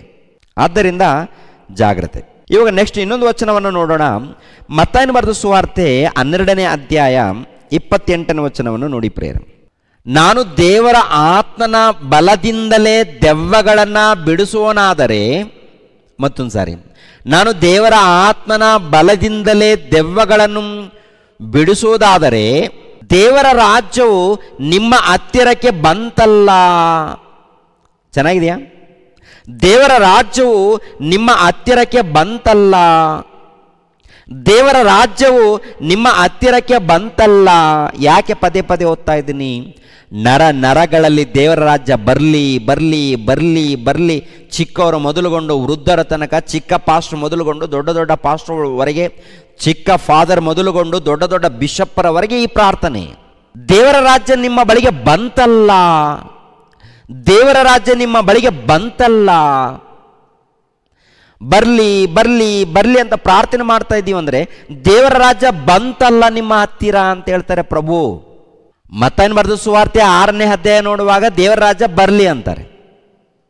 ಮಾರ್ಕನ ಬರೆದ ಸುವಾರ್ತೆ 9ನೇ ಅಧ್ಯಾಯದಲ್ಲಿ ನೋಡುವಾಗ ದೇವರ ರಾಜ್ಯ ಬರುವುದನ್ನು ನೋಡುವ ತನಕ ನೀವು ಮರಣ ಹೊಂದುವುದಿಲ್ಲ ಅಂತ ಹೇಳ್ತಾರೆ. ಮತ್ತೇನು ಬರೆದ ಸುವಾರ್ತೆ 12ನೇ ಅಧ್ಯಾಯ 28ನೇ ವಚನದಲ್ಲಿ ನೋಡುವಾಗ ದೇವರ ರಾಜ್ಯ ನಿಮ್ಮ ಹತ್ತಿರಕ್ಕೆ ಬಂತಲ್ಲ, ನಿಮ್ಮ ಹತ್ತಿರಕ್ಕೆ ಬಂತಲ್ಲ, ದೇವರ ರಾಜ್ಯ ಬಂತಲ್ಲ. ನೋಡ್ರಿ ಒಂದ್ಸರಿ ನೋಡ್ರಿ, ಗಮನಿಸ್ರಿ. ಇದೆಯಾ ನಾನೇನಾದ್ರೂ ಇವತ್ತು ಬರೆದುಕೊಂಡು ಬಂದಿದ್ದೀನ? ನೋಡ್ರಿ, ನಿಮ್ಮ ಬೈಬಲಲ್ಲಿ ಕೂಡ ಒಂದ್ಸರಿ ಚೆಕ್ ಮಾಡಿಕೊಡ್ರಿ. ನಿಮ್ಮ ಬೈಬಲಲ್ಲಿ ಕೂಡ ಒಂದ್ಸರಿ ಚೆಕ್ ಮಾಡಿಕೊಡ್ರಿ, ಏನಾದರೂ ನಾನು ಕತೆಗಳು ಹೇಳ್ತಾ ಇದ್ದೀನ ಅಂತ. ಇವತ್ತೇನಾದರೂ ಬರೆದುಕೊಂಡು ಬಂದಿದ್ದೀನ ನಾನು? ದೇವರ ರಾಜ್ಯವು ನಿಮ್ಮ ಹತ್ತಿರಕ್ಕೆ ಬಂತಲ್ಲ ಅಂದರೆ, ಪ್ರಿಯರಾದ ದೇವರ ಮಕ್ಕಳಿರ ಒಂದ್ಸರಿ ಆಲೋಚನೆ ಮಾಡಿ ಪ್ರಿಯರೇ, ಬಂದಿದೆ ದೇವರ ರಾಜ್ಯ? ಯಾವಾಗ ಪ್ರಾರಂಭವಾಗುತ್ತೆ ಅಂತ ನೋಡುವಾಗ ಪ್ರಿಯರಾದ ದೇವರ ಮಕ್ಕಳಿರ, ಮತ್ತಾಯನ ಬರೆದ ಸುವಾರ್ತೆ 28ನೇ ಅಧ್ಯಾಯಕ್ಕೆ ಬನ್ನಿ ಪ್ರಿಯರೇ. ಮತ್ತಾಯನ ಬರೆದ ಸುವಾರ್ತೆ 28ನೇ ಅಧ್ಯಾಯ, ಮತ್ತಾಯನ ಬರೆದ ಸುವಾರ್ತೆ 28ನೇ ಅಧ್ಯಾಯ 18, 19, 20ನೇ ವಚನ. ಪರಲೋಕದಲ್ಲಿಯೂ ಭೂಲೋಕದಲ್ಲಿಯೂ ಎಲ್ಲ ಅಧಿಕಾರವು ನನಗೆ ಕೊಡಲ್ಪಟ್ಟಿದೆ. ಆದುದರಿಂದ ನೀವು ಹೊರಟು ಹೋಗಿ ಎಲ್ಲ ದೇಶಗಳ ಜನರನ್ನು ಶಿಷ್ಯರನ್ನಾಗಿ ಮಾಡಿರಿ. ಅವರಿಗೆ ತಂದೆಯ, ಮಗನ, ಪವಿತ್ರಾತ್ಮನ ಹೆಸರಿನಲ್ಲಿ ದೀಕ್ಷೆ ಸ್ನಾನ ಮಾಡಿಸಿ. ನಾನು ನಿಮಗೆ ಆಜ್ಞಾಪಿಸಿದನ್ನೆಲ್ಲ ಕಾಪಾಡಿಕೊಳ್ಳುವುದಕ್ಕೆ ಅವರಿಗೆ ಉಪದೇಶ ಮಾಡಿರಿ. ನೋಡಿರಿ, ನಾನು ಯುಗದ ಸಮಾಪ್ತಿಯವರೆಗೂ ಎಲ್ಲ ದಿವಸ ನಿಮ್ಮ ಸಂಗಡ ಇರುತ್ತೇನೆ. ಅಂದರೆ 18ನೇ ವಚನದಲ್ಲಿ ನೋಡುವಾಗ ಪರಲೋಕದಲ್ಲಿ ಭೂಲೋಕದಲ್ಲಿ ಎಲ್ಲ ಅಧಿಕಾರವು ನನಗೆ ಕೊಡಲ್ಪಟ್ಟಿದೆ.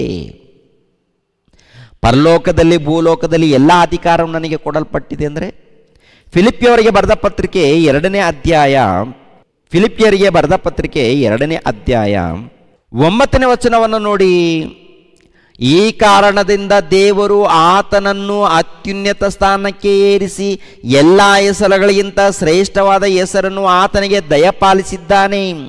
ಆದ್ದರಿಂದ ಸ್ವರ್ಗ, ಮರ್ತ್ಯ, ಪಾತಾಳಗಳಲ್ಲಿರುವವರೆಲ್ಲರೂ ಯೇಸುವಿನ ಹೆಸರಿನಲ್ಲಿ ಅಡ್ಡಬಿದ್ದು ಯೇಸು ಕ್ರಿಸ್ತನನ್ನು ಒಡೆಯನೆಂದು ಪ್ರತಿಜ್ಞೆ ಮಾಡಿ ತಂದೆಯಾದ ದೇವರಿಗೆ ಘನವನ್ನು ಸಲ್ಲಿಸಬೇಕು. ಅಂದರೆ ಯೇಸು ಕ್ರಿಸ್ತರು ಒಡೆಯನು. ಯೇಸು ಕ್ರಿಸ್ತನು ಏನಂತೆ?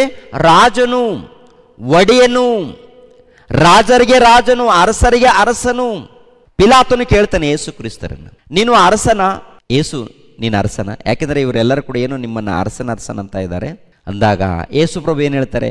ನೀನು ಹೇಳಿದ ಹಾಗೆ ನಾನು ಅರಸನೇ, ಆದರೆ ನಿನ್ನ ರಾಜ್ಯ ಲೌಕಿಕವಾದದ್ದು, ನನ್ನ ರಾಜ್ಯ ದೇವರಿಗೆ ಸಂಬಂಧಪಟ್ಟದ್ದು, ಅಂದರೆ ಆತ್ಮಕ್ಕೆ ಸಂಬಂಧಪಟ್ಟದ್ದು.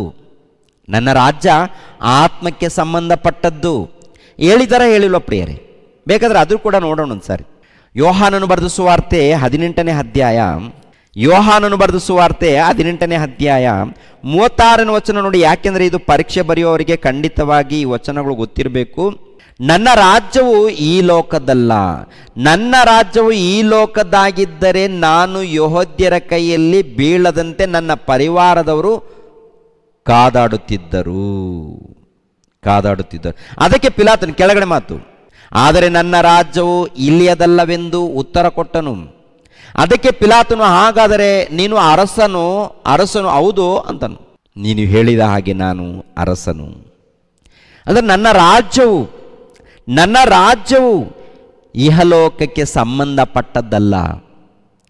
ಮತ್ತೆ ಯಾವುದು ನನ್ನ ರಾಜ್ಯ? ನನ್ನ ರಾಜ್ಯ ಪರಲೋಕಕ್ಕೆ ಸಂಬಂಧಪಟ್ಟದ್ದು. ಅದಕ್ಕೆ ಮತ್ತಾಯನ ಬರೆದ ಸುವಾರ್ತೆ 6ನೇ ಅಧ್ಯಾಯ 9ನೇ ವಚನ 10ನೇ ವಚನದಲ್ಲಿ ನೋಡಿದ್ದೀವಲ್ವಾ? ಏನು ನೋಡಿದ್ವಿ? ಪರಲೋಕದಲ್ಲಿ ನಿಮ್ಮ ಚಿತ್ತವು ನೆರವೇರೋ ಪ್ರಕಾರ ಭೂಲೋಕದಲ್ಲಿ ಕೂಡ ನೆರವೇರಲಿ. ಪರಲೋಕದಲ್ಲಿ ನಿಮ್ಮ ಚಿತ್ತವು ನೆರವೇರೋ ಪ್ರಕಾರ ಭೂಲೋಕದಲ್ಲಿ ಕೂಡ ನೆರವೇರಲಿ. ಪರಲೋಕದಲ್ಲಿ ಏನು ನಡೀತಾ ಇದೆ? ಪರಲೋಕದಲ್ಲಿ ಕೋಟ್ಯಾನುಕೋಟಿ ದೇವದೂತರು ಇದ್ದಾರೆ ನೋಡಿ. ಅಲ್ಲಿ ಜಗಳಗಳು, ಯುದ್ಧಗಳು, ಕಾದಾಟಗಳು ಎಲ್ಲಾದರೂ ಮಾಡ್ತಾ ಇದ್ದಾರಾ ಪರಲೋಕದಲ್ಲಿ ದೇವದೂತರು? ದೇವ್ರ ಮಾತಿಗೆ ಒಳಪಟ್ಟು ಯಾವಾಗಲೂ ಕೂಡ ದೇವರನ್ನ ಘನಪಡಿಸ್ತಾ ಇದ್ದಾರಾ? ದೇವರಿಗೆ ಒಳಪಟ್ಟಿದ್ದಾರಾ? ದೇವರಿಗೆ ಒಳಪಟ್ಟು ದೇವರನ್ನ ಮಹಿಮೆ ಪಡಿಸ್ತಾ ಇದ್ದಾರೆ, ಘನಪಡಿಸ್ತಾ ಇದ್ದಾರೆ. ದೇವರು ಹೇಳಿರುವಂಥ ಕೆಲಸವನ್ನು ಅವ್ರು ಮಾಡ್ತಾ ಇದ್ದಾರಾ ಇಲ್ವಾ? ದೇವರು ಹೇಳಿರುವಂಥ ಕೆಲಸವನ್ನು ಅವ್ರು ಮಾಡ್ತಾ ಇದ್ದಾರೆ. ದೇವರಿಗೆ ಒಳಪಟ್ಟು, ದೇವರಿಗೆ ವಿಧೇಯರಾಗಿ. ಅಲ್ಲಿ ಭೂಲೋಕದಲ್ಲಿ ಜಗಳ ಇದ್ದ ಹಾಗಿದೆಯಾ? ಭೂಲೋಕದಲ್ಲಿ ಯುದ್ಧಗಳು ಇದ್ದ ಹಾಗೆ ಪರಲೋಕದಲ್ಲಿ ಇದೆಯಾ? ಇಲ್ಲ ಪ್ರಿಯರೇ. ಎಲ್ಲ ಸಮಾಧಾನ, ನೆಮ್ಮದಿ ಇದೆ. ಅಲ್ಲಿ ಸಮಾಧಾನ ಇದೆ, ಯಾವ ಕೊರತೆ ಇಲ್ಲ, ಯಾವ ತೊಂದರೆ ಇಲ್ಲ, ಯಾವ ಸಮಸ್ಯೆಗಳಿಲ್ಲ. ಮತ್ತು ಯೇಸು ಕ್ರಿಸ್ತರ ರಾಜ್ಯದಲ್ಲಿ ನೋಡುವಾಗ ಅಂಥದ್ದು ನಡಿಬೇಕು. ದೇವರ ಚಿತ್ತ ಅಂದರೆ ಅದು, ದೇವರ ಚಿತ್ತ ಅಂದರೆ ಅದು ಪ್ರಿಯರೇ. ಪರಲೋಕದಲ್ಲಿ ನೆರವೇರೋ ಪ್ರಕಾರ ಭೂಲೋಕದಲ್ಲಿ ನೆರವೇರಬೇಕಂತೇಳಿ ಪ್ರಾರ್ಥನೆ ಮಾಡಿ ಅಂತ ಹೇಳ್ತಾರೆ.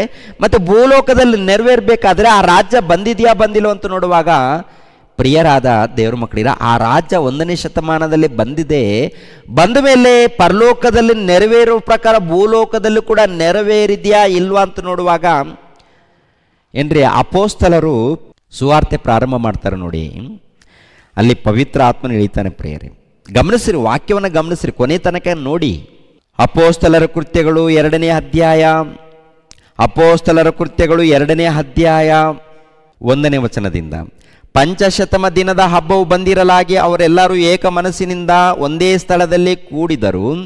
ಆಗ ಬಿರುಗಾಳಿ ಬೀಸುತ್ತದೋ ಎಂಬಂತೆ ಪಕ್ಕನೆ ಆಕಾಶದೊಳಗಿಂದ ಒಂದು ಶಬ್ದ ಉಂಟಾಗಿ ಅವರು ಕೂತಿದ್ದ ಮನೆಯಲ್ಲೆಲ್ಲ ತುಂಬಿಕೊಂಡಿತು. ಅದಲ್ಲದೆ ಉರಿಯಂತಿದ್ದ ನಾಲಿಗೆಗಳು ವಿಂಗಡಿಸಿಕೊಳ್ಳುವ ಹಾಗೆ ಅವರಿಗೆ ಕಾಣಿಸಿ ಅವರಲ್ಲಿ ಒಬ್ಬೊಬ್ಬರ ಮೇಲೆ ಒಂದೊಂದಾಗಿ ಕೂತುಕೊಂಡವು. ಆಗ ಅವರೆಲ್ಲರೂ ಪವಿತ್ರಾತ್ಮ ಭರಿತರಾಗಿ ಆ ಆತ್ಮ ತಮಗೆ ನುಡಿಯುವ ಶಕ್ತಿಯ ಪ್ರಕಾರ ಕೊಡುವ ಪ್ರಕಾರ ಬೇರೆ ಬೇರೆ ಭಾಷೆಗಳಿಂದ ಅವರು ಮಾತನಾಡಿದರು. ನೋಡಿ, ಪವಿತ್ರ ಆತ್ಮನಲ್ಲಿ ಇಳಿತಿದ್ದಾನೆ. ಅಂದರೆ ಅಪೋಸ್ತಲರಿದ್ದಾರೆ ನೋಡಿ, ಇವರು ಪ್ರಾರ್ಥನೆ ಮಾಡುವಂತಹ ಸಮಯದಲ್ಲಿ ಪವಿತ್ರಾತ್ಮ ಇಳಿತಾನೆ. ಅವತ್ತು ದೇವರ ರಾಜ್ಯ ಸ್ಥಾಪನೆ ಆಗಿದೆ. ದೇವರ ರಾಜ್ಯ ಸ್ಥಾಪನೆ, ದೇವರ ರಾಜ್ಯವೇ ದೇವರ ಸಭೆ, ಯೇಸು ಕ್ರಿಸ್ತರ ಸಭೆ. ದೇವರ ರಾಜ್ಯವೇ ಯೇಸು ಕ್ರಿಸ್ತನ ಸಭೆ. ದೇವರ ರಾಜ್ಯಕ್ಕೆ ಎಷ್ಟು ಹೆಸರುಗಳಿದೆ ಗೊತ್ತಾ?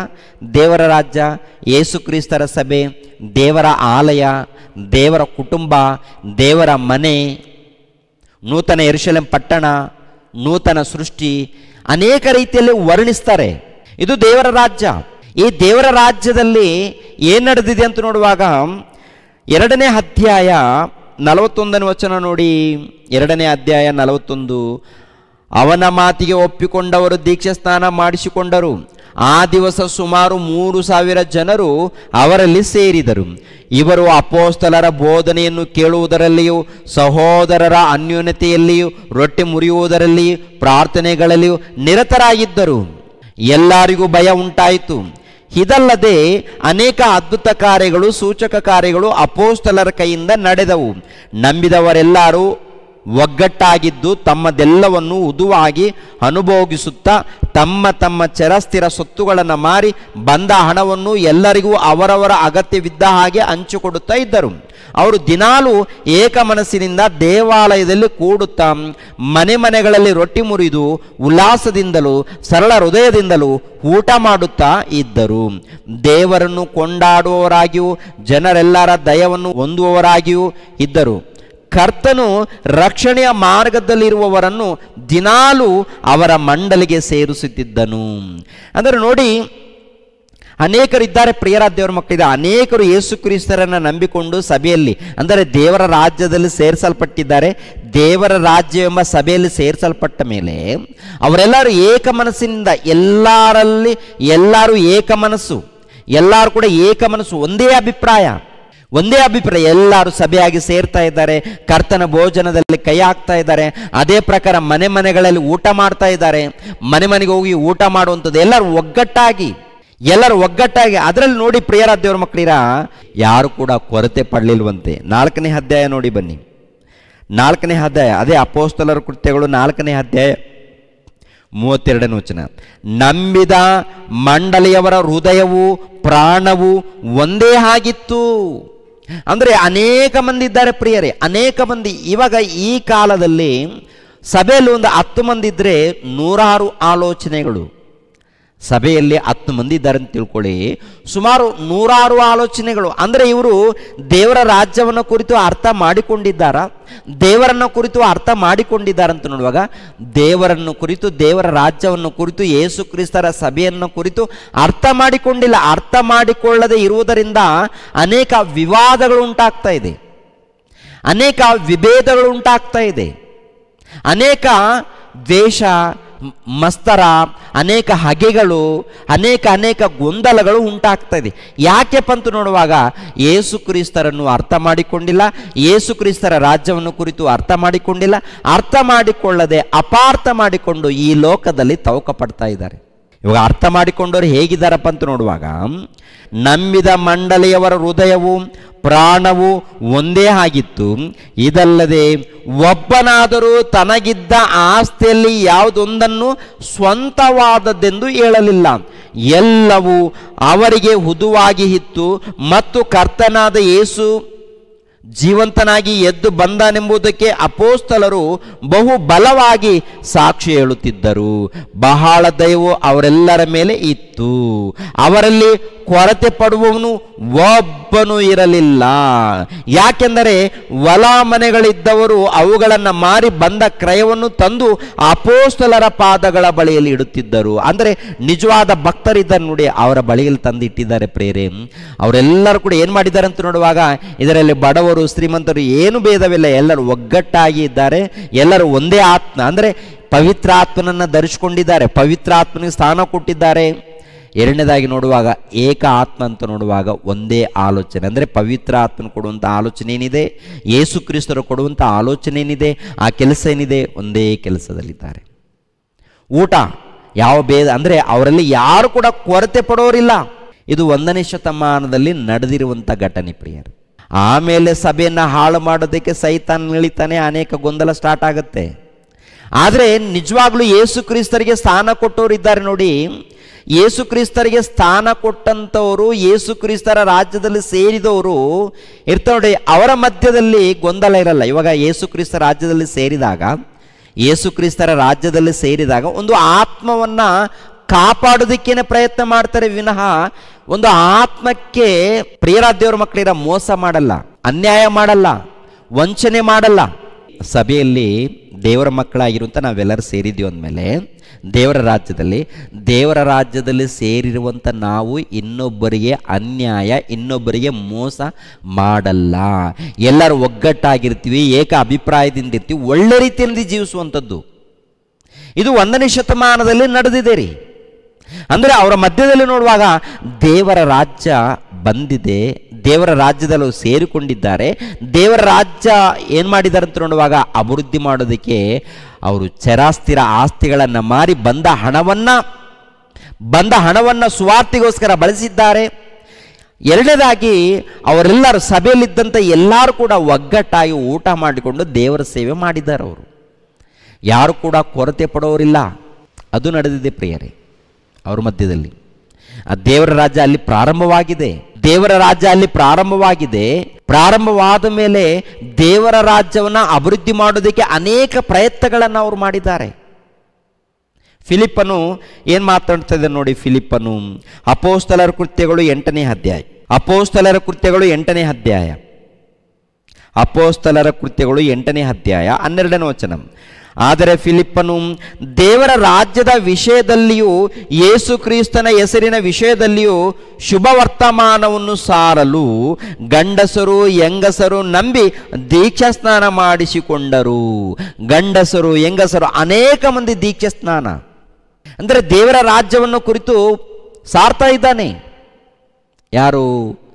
ಅಪೋಸ್ತಲರು ಸಾರಿದ್ದಾರೆ, ಅದೇ ಪ್ರಕಾರ ಫಿಲಿಪ್ಪನು, ಅದೇ ಪ್ರಕಾರ ಸ್ತೆಫೇನನು, ಇವರೆಲ್ಲರೂ ಕೂಡ ದೇವರ ರಾಜ್ಯವನ್ನು ಸಾರಿದ್ದಾರೆ. ದೇವರ ರಾಜ್ಯ ಬಂದಿದೆ ಎಂದು, ದೇವರ ರಾಜ್ಯದಲ್ಲಿ ಸೇರಬೇಕಾದ್ರೆ ದೀಕ್ಷಾ ಸ್ನಾನ ಪಡ್ಕೊಳ್ಬೇಕು. ದೇವರ ರಾಜ್ಯದಲ್ಲಿ ಸೇರಬೇಕಾದ್ರೆ ದೀಕ್ಷಾ ಸ್ನಾನ ಪಡೆದುಕೊಳ್ಬೇಕು. ಅದೇ ದೇವರ ಸಭೆಯಲ್ಲಿ, ಯೇಸು ಕ್ರಿಸ್ತರ ಸಭೆಯಲ್ಲಿ ಸೇರಿಸಲ್ಪಡಬೇಕಾದ್ರೆ ದೀಕ್ಷಾ ಸ್ನಾನ ಪಡ್ಕೊಳ್ಬೇಕು. ಪ್ರಿಯರಾದ ದೇವರ ಮಕ್ಕಳಿರ, ಆಲೋಚನೆ ಮಾಡಿ. ಮತ್ತೊಂದು ವಚನವನ್ನು ನೋಡೋಣ. ಅಪೋಸ್ತಲರ ಕೃತ್ಯಗಳು 19ನೇ ಅಧ್ಯಾಯ, ಅಪೋಸ್ತಲರ ಕೃತ್ಯಗಳು 19ನೇ ಅಧ್ಯಾಯ 8ನೇ ವಚನ 9ನೇ ವಚನ. ಪಟ್ಟಣದಲ್ಲಿ ಪೌಲನು ಸಭಾಮಂದಿರದೊಳಗೆ ಹೋಗಿ 3 ತಿಂಗಳು ಅಲ್ಲೇ ದೇವರ ರಾಜ್ಯದ ವಿಷಯಗಳನ್ನು ಕುರಿತು ವಾದಿಸುತ್ತಾ ಜನರನ್ನು ಒಡಂಬಡಿಸುತ್ತಾ ಧೈರ್ಯದಿಂದ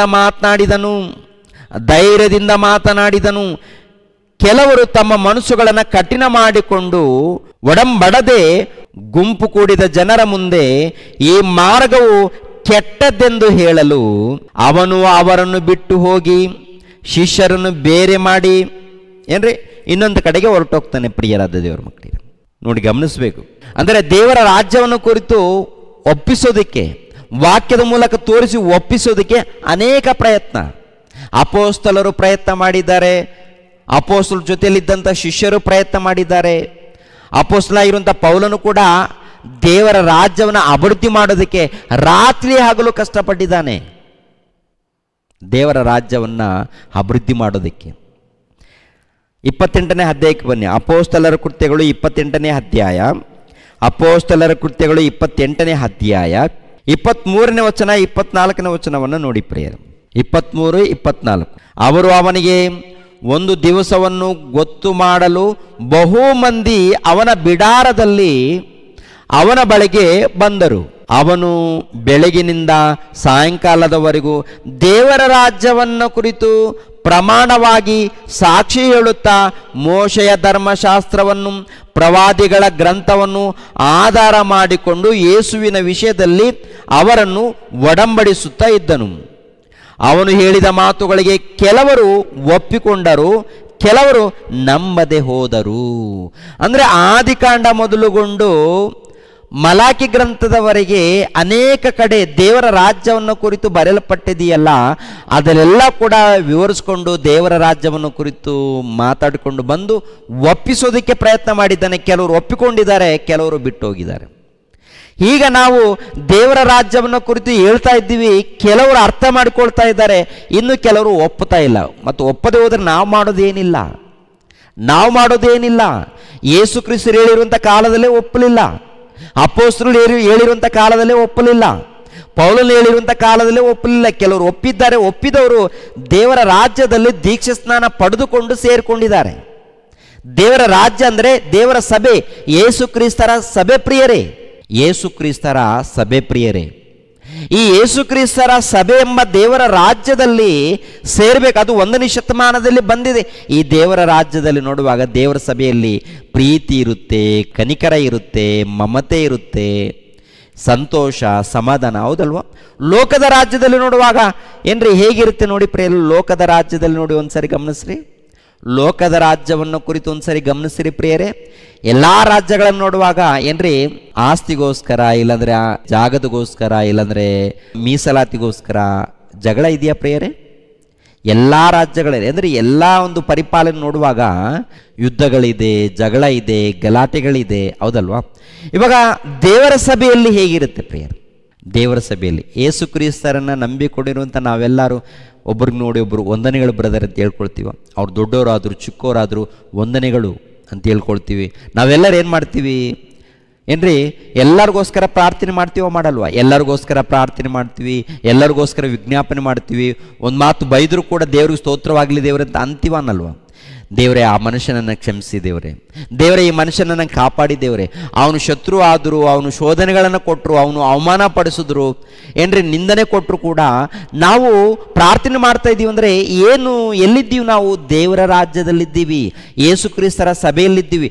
ಯೇಸು ಕ್ರಿಸ್ತರ ಸಭೆಯಲ್ಲಿದ್ದಂಥ ನಾವು ಶತ್ರುಗಳನ್ನು ಕ್ಷಮಿಸ್ತಾ ಇದ್ದೀವಿ, ಶೋಧನೆ ಕೊಟ್ಟವರನ್ನು ಅವ್ರಿಗೋಸ್ಕರ ಪ್ರಾರ್ಥನೆ ಮಾಡ್ತಾ ಇದ್ದೀವಿ, ಶೋಧನೆ ಕೊಟ್ಟರು ಹೋಗ್ಲಿ ಬಿಡಿ ದೇವರೇ, ಕಾಪಾಡಿ ದೇವರಂತ ಹೇಳ್ತಾ ಇದ್ದೀವಿ. ಅಂದರೆ ಎಲ್ಲಿದ್ದೀವಿ ಅಂತ ನೋಡುವಾಗ ದೇವರ ಸಭೆಯಲ್ಲಿ ಇದ್ದದರಿಂದ, ದೇವರ ರಾಜ್ಯದಲ್ಲಿ ಇದ್ದದರಿಂದ ಈ ಪ್ರಾರ್ಥನೆ ಅಂದರೆ ದೇವರ ಒಂದು ಜ್ಞಾನವನ್ನು ಪಡೆದಿರುವಂಥ ನಾವು ಆತ್ಮಿಕವಾಗಿ ಇದೆಲ್ಲ ಮಾಡುವಂಥದ್ದು ಪ್ರಿಯರೇ. ನಮ್ಮಲ್ಲಿ ಪವಿತ್ರಾತ್ಮನು ಯಾವಾಗ ದೀಕ್ಷಾ ಸ್ನಾನ ಯಾವಾಗ ಪಡ್ಕೊಳ್ತೀವೋ ಪವಿತ್ರ ಆತ್ಮನು ದಾನವಾಗಿ ಬರ್ತಾನೆ ಪ್ರಿಯರ ದೇವ್ರ ಮಗ. ಅಂದರೆ ದೇವ್ರು ಕಳಿಸ್ಕೊಡ್ತಾರೆ, ದೇವ್ರು ಕಳಿಸಿಕೊಡುವಂಥದ್ದು. ಮತ್ತೆ ಪವಿತ್ರಾತ್ಮನೊಂದು ಕೂಗಾಡೋದು ಇಲ್ಲ, ಗಂದರಗೋಳ ಮಾಡೋದಿಲ್ಲ. ಪವಿತ್ರಾತ್ಮ ಬಂದರೆ ನಮ್ಮನ್ನು ಸತ್ಯದ ಮಾರ್ಗದಲ್ಲಿ ಸಂಪೂರ್ಣವಾದಂಥ ಜ್ಞಾನದಲ್ಲಿ ನಡೆಸ್ತಾರೆ ಅವರು, ಅದು ನಡೆಯುತ್ತೆ. ಆದರೆ ದೇವರ ರಾಜ್ಯ ಬಂದಿದೆಯೋ ಬಂದಿಲ್ಲೋ ಒಂದು ಕೂಡ ಅರ್ಥ ಮಾಡಿಕೊಂಡಿಲ್ಲ ಇವರು. ಸುಮ್ಮನೆ ಏನು ಪ್ರಾರ್ಥನೆ ಮಾಡಬೇಕು ಮಾಡ್ತಾ ಇದ್ದಾರೆ. ನಮ್ಮ ಪೂರ್ವಿಕರು ಮಾಡ್ಕೊಂಡು ಬಂದಿದ್ದಾರಲ್ವ, ನಾವು ಕೂಡ ಮಾಡ್ಕೊಂಡು ಹೋಗೋಣ. ನಿಮ್ಮ ಪೂರ್ವಿಕರು ಅನೇಕ ತಪ್ಪುಗಳು ಮಾಡಿದಾಗ ನೀವು ಕೂಡ ಮಾಡ್ಕೊಂಡು ಹೋಗ್ತೀರಾ? ನೋಡಬೇಕಲ್ವ ಬೈಬಲನ್ನು. ಬೈಬಲ್ ಯಾಕೆ ಕೊಟ್ಟಿದ್ದಾರೆ ನಿಮಗೆ? ಬೈಬಲ್ ಯಾಕೆ ಕೊಟ್ಟಿದ್ದಾರಪ್ಪ? ಮನೆಯಲ್ಲಿ ಜಪ ಮಾಡ್ರಿ ಅಂತನಾ? ಮನೆಯಲ್ಲಿ ಭಜನೆ ಮಾಡ್ರಿ ಅಂತನಾ? ಬೈಬಲ್ ಏನ್ರಿ ಒಂದು ಮೂಲೆಯಲ್ಲಿ ಇಟ್ಕೊಂಡು ಭಜನೆ ಮಾಡ್ಕೊಂಡು ಕೂತ್ಕೊಳ್ಳಿ ಅಂತ ದೇವರು ಬೈಬಲ್ ಕೊಟ್ಟಿದ್ದಾರಾ ನಿಮಗೆ? ಬೈಬಲ್ ಯಾಕೆ ಕೊಟ್ಟಿದ್ದಾರೆ? ಮನೆ ಮನೆಗೆ ಬೈಬಲ್ ಗ್ರಂಥವನ್ನು ತಲುಪಿಸಿದಾರಂದ್ರೆ, ಕ್ರೈಸ್ತರ ಮನೆಗಳಲ್ಲಿ ಬೈಬಲ್ ಗ್ರಂಥ ತುಂಬಿಕೊಂಡಿದೆಯಂದ್ರೆ ಯಾಕಪ್ಪ ಕೊಟ್ಟಿದ್ದಾರೆ? ಬೈಬಲ್ ಗ್ರಂಥವನ್ನು ಓದಬೇಕಂತ ತಾನೆ. ಎಷ್ಟು ಮಂದಿ ಓದ್ತಾ ಇದ್ದೀರಾ? ದೇವರ ರಾಜ್ಯ 1ನೇ ಶತಮಾನದಲ್ಲಿ ಬಂದಿದೆ. ಆ ದೇವರ ರಾಜ್ಯವನ್ನು ಅಭಿವೃದ್ಧಿಗೋಸ್ಕರ ಅವರೆಲ್ಲರೂ ಪ್ರಯಾಸ ಪಟ್ಟಿದ್ದಾರೆ. ಪೇತ್ರನು ಬರೆದ 2ನೇ ಪತ್ರಿಕೆ 1ನೇ ಅಧ್ಯಾಯ 11ನೇ ವಚನ ನೋಡಿ.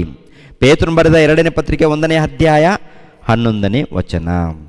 ಮತ್ತು ನಮ್ಮ ಕರ್ತನೂ ರಕ್ಷಕನೂ ಆಗಿರುವ ಯೇಸು ಕ್ರಿಸ್ತನ ನಿತ್ಯ ರಾಜ್ಯದಲ್ಲಿ ಪ್ರವೇಶಿಸುವ ಹಾಗೆ ದೇವರು ನಿಮಗೆ ಧಾರಾಳವಾಗಿ ಅನುಗ್ರಹಿಸುವನು. ಅಂದರೆ ದೇವರ ರಾಜ್ಯದಲ್ಲಿ ಸೇರೋದಕ್ಕೆ ಅನುಗ್ರಹಿಸಿದ್ದಾನೆ. ಹೇಗೆ? ದೀಕ್ಷೆ ಸ್ನಾನದ ಮೂಲಕ ದೇವರ ರಾಜ್ಯದಲ್ಲಿ ನಾವು ಸೇರಿಕೊಂಡಿದ್ದೀವಿ. ದೀಕ್ಷೆ ಸ್ನಾನದ ಮೂಲಕ ದೇವರ ರಾಜ್ಯದಲ್ಲಿ ಸೇರಿಕೊಂಡಿದ್ದೀವಿ.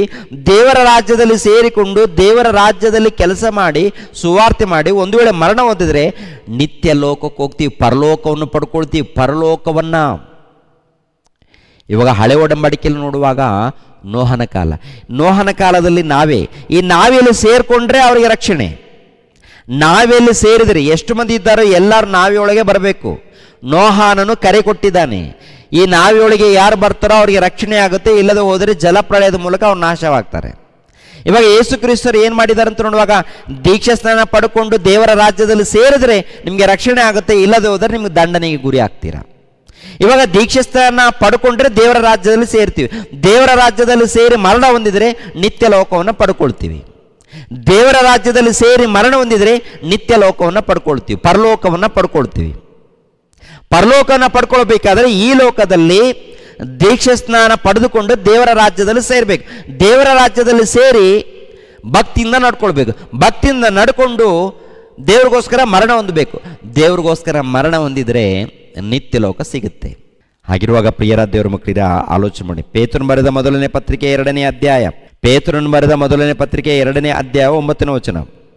ನಿಮ್ಮನ್ನು ಕತ್ತಲೆಯೊಳಗಿಂದ ಕರೆದು ತನ್ನ ಆಶ್ಚರ್ಯಕರವಾದ ಬೆಳಕಿನಲ್ಲಿ ಸೇರಿಸಿದನು.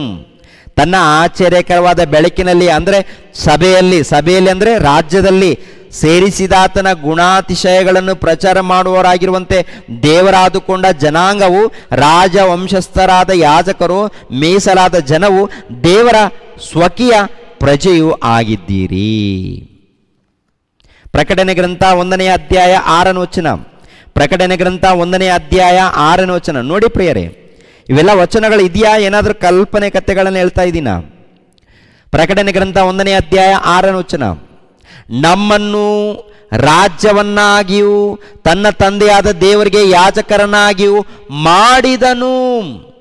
ನಮ್ಮನ್ನು ರಾಜ್ಯವನ್ನಾಗಿಯೂ ತನ್ನ ತಂದೆಯಾದ ದೇವರಿಗೆ ಯಾಜಕರನ್ನಾಗಿಯೂ ಮಾಡಿದನು. ನಮ್ಮನ್ನು ರಾಜ್ಯವನ್ನಾಗಿ ಮಾಡಿದ್ದಾರೆ. ನಮ್ಮನ್ನು ರಾಜ್ಯವನ್ನಾಗಿ ಮಾಡಿದ್ದಾರೆ. ಯಾವ ರಾಜ್ಯ? ದೇವರ ರಾಜ್ಯ. 9ನೇ ವಚನ ನೋಡಿ, ಅದರಲ್ಲಿ 9ನೇ ವಚನ.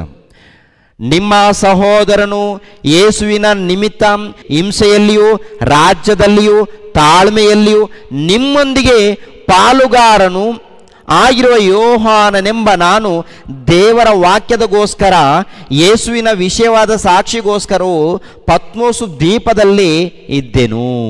ಅಂದರೆ ಇಲ್ಲಿ ನೋಡಿ ಪ್ರಿಯರ ದೇವರ ಮಕ್ಕಳಿರೋ 9ನೇ ವಚನದಲ್ಲಿ ರಾಜ್ಯದಲ್ಲಿ, ಯಾವ ರಾಜ್ಯದಲ್ಲಿ? ದೇವರ ರಾಜ್ಯದಲ್ಲಿ ನಾನು ಇದ್ದೀನಿ, ನೀವು ಇದ್ದೀರಾ.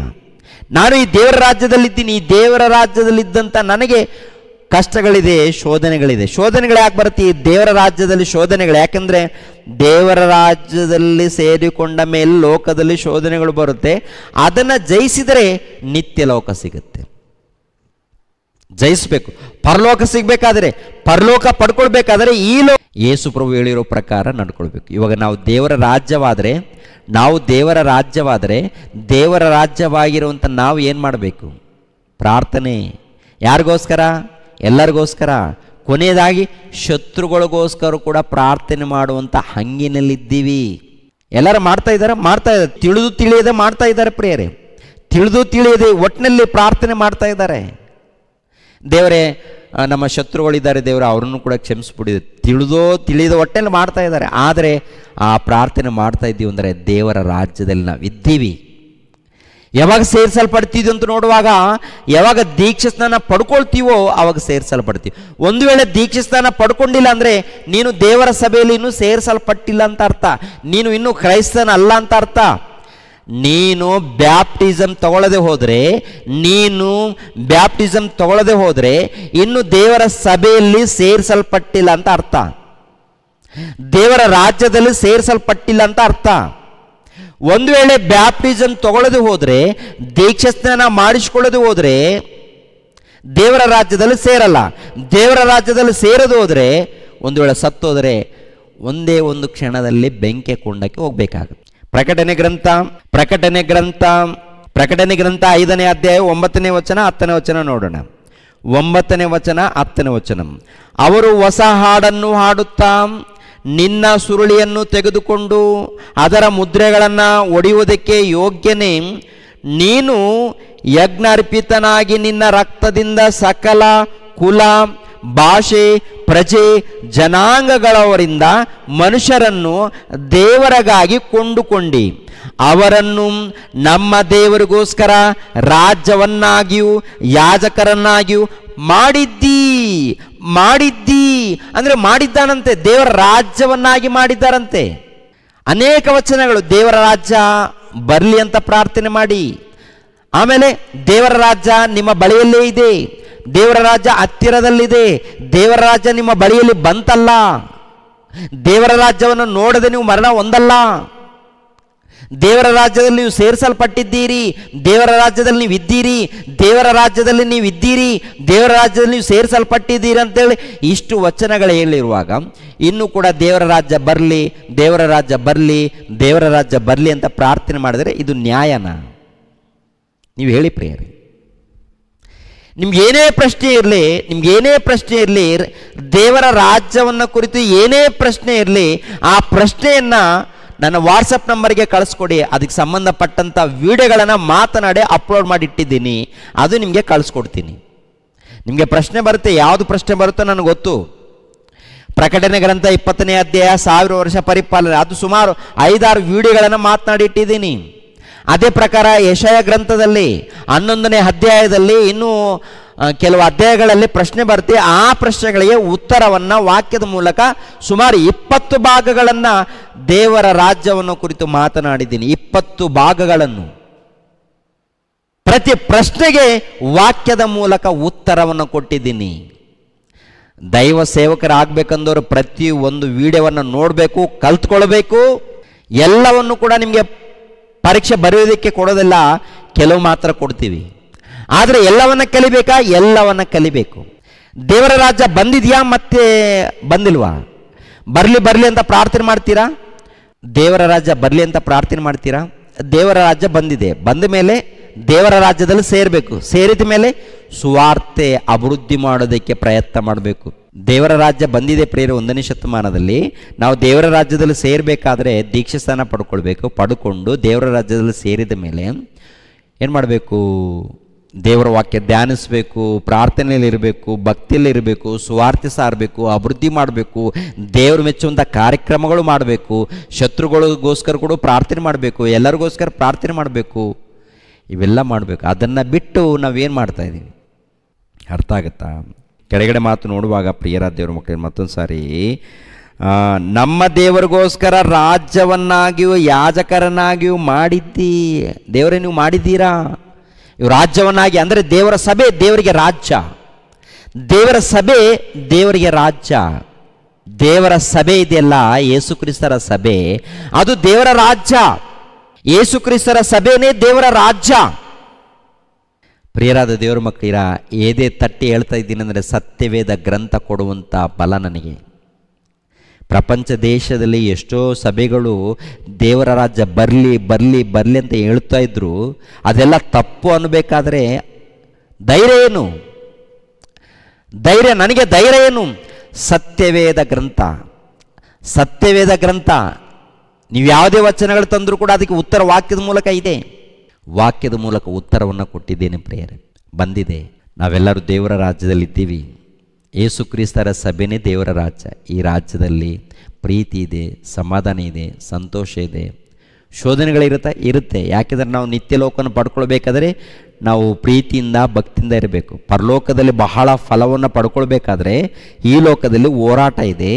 ಈ ಹೋರಾಟದಲ್ಲಿ ನಾವು ಗೆಲ್ಲಬೇಕು. ದೇವರ ರಾಜ್ಯಕ್ಕೆ ಸಂಬಂಧಪಟ್ಟಂಥ ಪ್ರೀತಿ, ಜ್ಞಾನ, ಸಂತೋಷವನ್ನು ಪರಿಚಯ ಮಾಡಬೇಕು, ಸಾರಬೇಕು. ಕೊರಿಂಥದವರಿಗೆ ಬರೆದ ಮೊದಲನೇ ಪತ್ರಿಕೆ 13ನೇ ಅಧ್ಯಾಯ. ದೇವರ ರಾಜ್ಯದಲ್ಲಿ ಗುಣಗಳು ನೋಡಿ ಪ್ರಿಯರೇ, ದೇವರ ರಾಜ್ಯದಲ್ಲಿರುವಂಥ ಗುಣಗಳು ಈ ಥರ ಇರಬೇಕು. ಈ ಥರ ಇಲ್ಲದೆ ಹೋದರೆ ಇನ್ನು ನಾವು ದೇವರ ರಾಜ್ಯದಲ್ಲಿ ಬಂದಿಲ್ಲ ಅಂತ ಅರ್ಥ. ಏನದು? ಕೊರಿಂಥದವರಿಗೆ ಬರೆದ ಮೊದಲನೇ ಪತ್ರಿಕೆ 13ನೇ ಅಧ್ಯಾಯ 4ನೇ ವಚನ. ಪ್ರೀತಿ ಬಹು ತಾಳ್ಮೆಯುಳ್ಳದ್ದು, ಪ್ರೀತಿ ದಯ ತೋರಿಸುವುದು. ಇದೆಲ್ಲ ಅರ್ಥ ಆಗಬೇಕಾದ್ರೆ 1ನೇ ವಚನದಿಂದ ನೋಡೋಣ.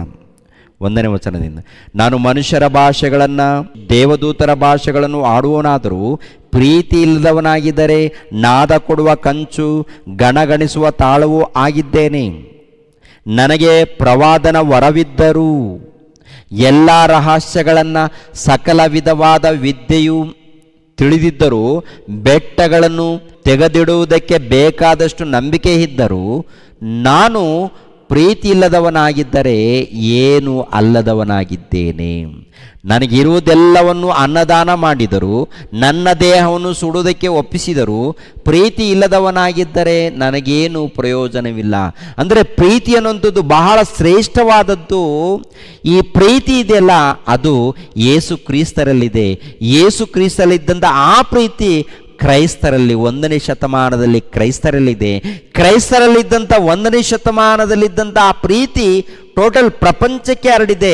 ಅಲ್ಲಲ್ಲಿ ಈ ಪ್ರೀತಿ ಕೆಲಸ ಮಾಡ್ತಾ ಇದೆ ಪ್ರಿಯರೇ. ಈ ಪ್ರೀತಿ ಕೆಲಸ ಮಾಡುತ್ತೇನೆ. ಪ್ರೀತಿ ಬಹು ತಾಳ್ಮೆಯುಳ್ಳದ್ದು, ಪ್ರೀತಿ ದಯೆ ತೋರಿಸುವಂಥದ್ದು, ಪ್ರೀತಿ ಹೊಟ್ಟೆ ಕಿಚ್ಚು ಪಡುವುದಿಲ್ಲ, ಪ್ರೀತಿ ಹೊಗಳಿಕೊಳ್ಳುವುದಿಲ್ಲ, ಉಬ್ಬಿಕೊಳ್ಳುವುದಿಲ್ಲ, ಮರ್ಯಾದೆಗೆಟ್ಟು ನಡೆಯುವುದಿಲ್ಲ, ಸ್ವಪ್ರಯೋಜನವನ್ನು ಚಿಂತಿಸುವುದಿಲ್ಲ, ಸಿಟ್ಟುಗೊಳ್ಳುವುದಿಲ್ಲ, ಅಪಕಾರವನ್ನು ಮನಸ್ಸಿನಲ್ಲಿ ಇಟ್ಟುಕೊಳ್ಳುವುದಿಲ್ಲ, ಅನ್ಯಾಯವನ್ನು ನೋಡಿ ಸಂತೋಷ ಪಡದೆ ಸತ್ಯಕ್ಕೆ ಜಯವಾಗುವಲ್ಲಿ ಸಂತೋಷ ಪಡುತ್ತದೆ, ಎಲ್ಲವನ್ನು ಅಡಗಿಸಿಕೊಳ್ಳುತ್ತದೆ, ಎಲ್ಲವನ್ನು ನಂಬುತ್ತದೆ, ಎಲ್ಲವನ್ನು ನಿರೀಕ್ಷಿಸುತ್ತದೆ, ಎಲ್ಲವನ್ನು ಸಹಿಸಿಕೊಳ್ಳುತ್ತದೆ. ಪ್ರೀತಿಯು ಎಂದಿಗೂ ಬಿದ್ದೋಗುವುದಿಲ್ಲ. ಅಂದರೆ ದೇವರ ರಾಜ್ಯದಲ್ಲಿದ್ದಂಥ ಪ್ರತಿಯೊಬ್ಬರಲ್ಲಿ ಇದಿರಬೇಕು. ಇದು ಯಾರಲ್ಲಿದೆ ಅಂತ ನೋಡುವಾಗ ಯೇಸು ಕ್ರಿಸ್ತರಲ್ಲಿದೆ, ಅಪೋಸ್ತಲರಲ್ಲಿದೆ, 1ನೇ ಶತಮಾನದಲ್ಲಿ ಕ್ರೈಸ್ತರಲ್ಲಿತ್ತು. ಈಗಿನ ಕಾಲದಲ್ಲಿ ನಮ್ಮಲ್ಲಿ ಇದೆಯಾ? ಈಗಿನ ಕಾಲದಲ್ಲಿ ನಮ್ಮಲ್ಲಿ ಗೊಂದಲದಲ್ಲಿದ್ದೀವಿ ಅಂತ ಅರ್ಥ. ಇದು ದೇವರ ರಾಜ್ಯ, ದೇವರ ಸಭೆ, ದೇವರ ರಾಜ್ಯ. ಈ ದೇವರ ರಾಜ್ಯದಲ್ಲಿ ಬಂದಿರುವಂಥ ನಾವು ಇದನ್ನು ಕಲಿಬೇಕು. ಈ ವಚನಗಳನ್ನು ಕಲ್ತಿದ್ದೀವ? ಕಲಿತು ಜೀವಿಸ್ತಾ ಇದ್ದೀವ? ಭಕ್ತಿಯಿಂದ ನಡೀತಾ ಇದ್ದೀವ? ದೇವರ ಪ್ರೀತಿಯನ್ನು ಯಥಾರ್ಥವಾಗಿ ಸಾರ್ತಾ ಇದ್ದೀವ? ದೇವರ ಸೇವೆ ನಿಮಿತ್ತವಾಗಿ ಪ್ರಯಾಸ ಪಡ್ತಾ ಇದ್ದೀವ? ನೋಡಿ ಪ್ರಿಯರ ದೇವ್ರ ಮಕ್ಕಳಿಗೆ ಏನು ಮಾಡ್ತಾ ಇದ್ದೀವಿ? ನಿಮ್ಮನ್ನು ನೀವು ಪರಿಶೋಧನೆ ಮಾಡಿಕೊಳ್ಳಿ. ದಾನಿಯೇಲ್ ಗ್ರಂಥದ ಪ್ರಕಾರ, ಯೆಶಾಯ ಗ್ರಂಥದ ಪ್ರಕಾರ, ಹಳೆ ಒಡಂಬಡಿಕೆಯಲ್ಲಿ ಬರೆಯಲ್ಪಟ್ಟಿರೋ ಪ್ರಕಾರ ದೇವರ ರಾಜ್ಯ ಅದು ಯೇಸು ಕ್ರಿಸ್ತರ ಮೂಲಕ ಸ್ಥಾಪನೆಯಾಗುತ್ತೆ. ಯೇಸು ಕ್ರಿಸ್ತರ ಮೂಲಕ 1ನೇ ಶತಮಾನದಲ್ಲಿ ಸಭೆ ಪ್ರಾರಂಭವಾಗುತ್ತೆ. ಅದೇ ದೇವರ ರಾಜ್ಯ. ಆ ದೇವರ ರಾಜ್ಯದಲ್ಲಿ ಸೇರಬೇಕಾದರೆ ದೀಕ್ಷೆ ಸ್ನಾನ ಪಡ್ಕೊಂಡ ಮೇಲೆ ಆ ದೇವರ ಸೇರಿದ ಕೊನೆ ತನಕ, ಅಂದರೆ ಪ್ರಾಣ ಇರೋ ತನಕ ಭಕ್ತಿಯಿಂದ ತಾಳ್ಮೆಯಿಂದ ಇರಬೇಕು. ಒಂದು ವೇಳೆ ಪ್ರಾಣ ಹೋದರೆ, ಸತ್ತೋದರೆ ಆ ನಿತ್ಯ ಲೋಕವನ್ನು ಪಡ್ಕೊಳ್ತೀವಿ, ಪರಲೋಕವನ್ನು ಪಡ್ಕೊಳ್ತೀವಿ. ದೇವರ ಬಳಿಗೆ ನಾವು ಸೇರ್ತೀವಿ ಪ್ರಿಯರೇ. ದೇವರ ಬಳಿಗೆ ಸೇರಬೇಕಾದ್ರೆ ಪ್ರಿಯರಾದ ದೇವರ ಮಕ್ಕಳಿರ ದೇವರ ರಾಜ್ಯದಲ್ಲಿ ಸೇರಬೇಕು. ದೇವರ ರಾಜ್ಯದಲ್ಲಿ ಅಂದರೆ ಯೇಸು ಕ್ರಿಸ್ತರ ಸಭೆಯಲ್ಲಿ. ಯೇಸು ಕ್ರಿಸ್ತರ ಸಭೆಯಲ್ಲಿ ಸೇರಬೇಕಂದ್ರೆ ದೀಕ್ಷೆ ಸ್ಥಾನ ಪಡ್ಕೊಳ್ಬೇಕು. ದೀಕ್ಷೆ ಸ್ಥಾನ ಪಡ್ಕೊಂಡ್ರೆ ನಿನ್ನ ಪಾಪಗಳೆಲ್ಲ ತೊಳೆಯಲ್ಪಡುತ್ತೆ, ಹಳೆ ಜೀವನ ಸಮಾಧಿಯಾಗುತ್ತೆ, ನೂತನ ಜೀವನ ನಿನಗೆ ಬರುತ್ತೆ. ಅದೇ ಯೇಸು ಕ್ರಿಸ್ತರು ಒಂದು ರಾಜ್ಯದಲ್ಲಿ ಸ್ಥಾನ ಸಿಗುತ್ತೆ. ಆ ಸ್ಥಾನದಲ್ಲಿ ಬಂದು, ರಾಜ್ಯದಲ್ಲಿ ಬಂದು ಮತ್ತೆ ದೇವರ ರಾಜ್ಯ ಬರಲಿ, ದೇವ್ರ ಸಭೆ ಬರಲಿ ಅಂದರೆ ಅದಕ್ಕೇನಾದ್ರೂ ನ್ಯಾಯ ಇದೆಯಾ? ಅದಕ್ಕೇನಾದ್ರೂ ಅರ್ಥ ಇದೆಯಾ? ಒಂದು ಸಾರಿ ವಿಚಾರ ಮಾಡಿ. ಒಂದು ಸಾರಿ, ಯಾಕೆಂದರೆ ದೇವರ ರಾಜ್ಯವನ್ನು ಕುರಿತು ವಾಕ್ಯಗಳನ್ನು ಮುಂದೆ ಇಟ್ಕೊಂಡು ಪರಿಶೋಧನೆ ನೋಡಿ. ಇವತ್ತು ಹೇಳಿದ್ದೀನಲ್ಲ, ಎಲ್ಲ ವಾಕ್ಯಗಳನ್ನು ಮತ್ತೊಂದು ಸಾರಿ ನೋಡಿ ಪರಿಶೋಧನೆ ಮಾಡಿ. ಏನಾದರೂ ಪ್ರಶ್ನೆಗಳಿದ್ದರೆ ನನ್ನ ವಾಟ್ಸಪ್ ನಂಬರ್ ಇದೆಯಲ್ಲ, ನನ್ನ ವಾಟ್ಸಪ್ ನಂಬರ್ಗೆ ವಾಯ್ಸ್ ಮೆಸೇಜ್ ಕಳಿಸ್ಕೊಡಿ. ಖಂಡಿತವಾಗಿ ವಾಕ್ಯದ ಮೂಲಕ ಉತ್ತರ ಕೊಡ್ತೀನಿ ಪ್ರಿಯರೇ. ಓಕೆನಾ? ದೇವರು ನಿಮ್ಮನ್ನು ನನ್ನನ್ನು ಆಶೀರ್ವದಿಸಲಿ. ಎಲ್ಲರೂ ತಲೆಬಾಗಿಸಿರಿ, ಪ್ರಾರ್ಥನೆ ಮಾಡಿಕೊಂಡು ಮುಗಿಸ್ತಾರೆ. ನಮ್ಮನ್ನು ಬಹಳವಾಗಿ ಪ್ರೀತಿಸುವಂಥ ನಮ್ಮ ತಂದೆಯಾದ ದೇವರೇ, ನಿಮಗೆ ಕೃತಜ್ಞತೆಗಳು, ಸ್ತೋತ್ರಗಳು ತಂದೆ. ತಂದೆ, ನೀವು ನಿಮ್ಮ ರಾಜ್ಯವನ್ನು ಸ್ಥಾಪಿಸಬೇಕೆಂದು ನಿಮ್ಮ ಪ್ರಿಯ ಕುಮಾರನನ್ನು ಈ ಲೋಕಕ್ಕೆ ಕಳಿಸ್ಕೊಟ್ಟಿದ್ದೀರಾ. ನಿಮ್ಮ ಪ್ರಿಯ ಕುಮಾರನ ಮೂಲಕ ನಿಮ್ಮ ರಾಜ್ಯವನ್ನು ಸ್ಥಾಪನೆ ಮಾಡಿದ್ದೀರಾ ತಂದೆ.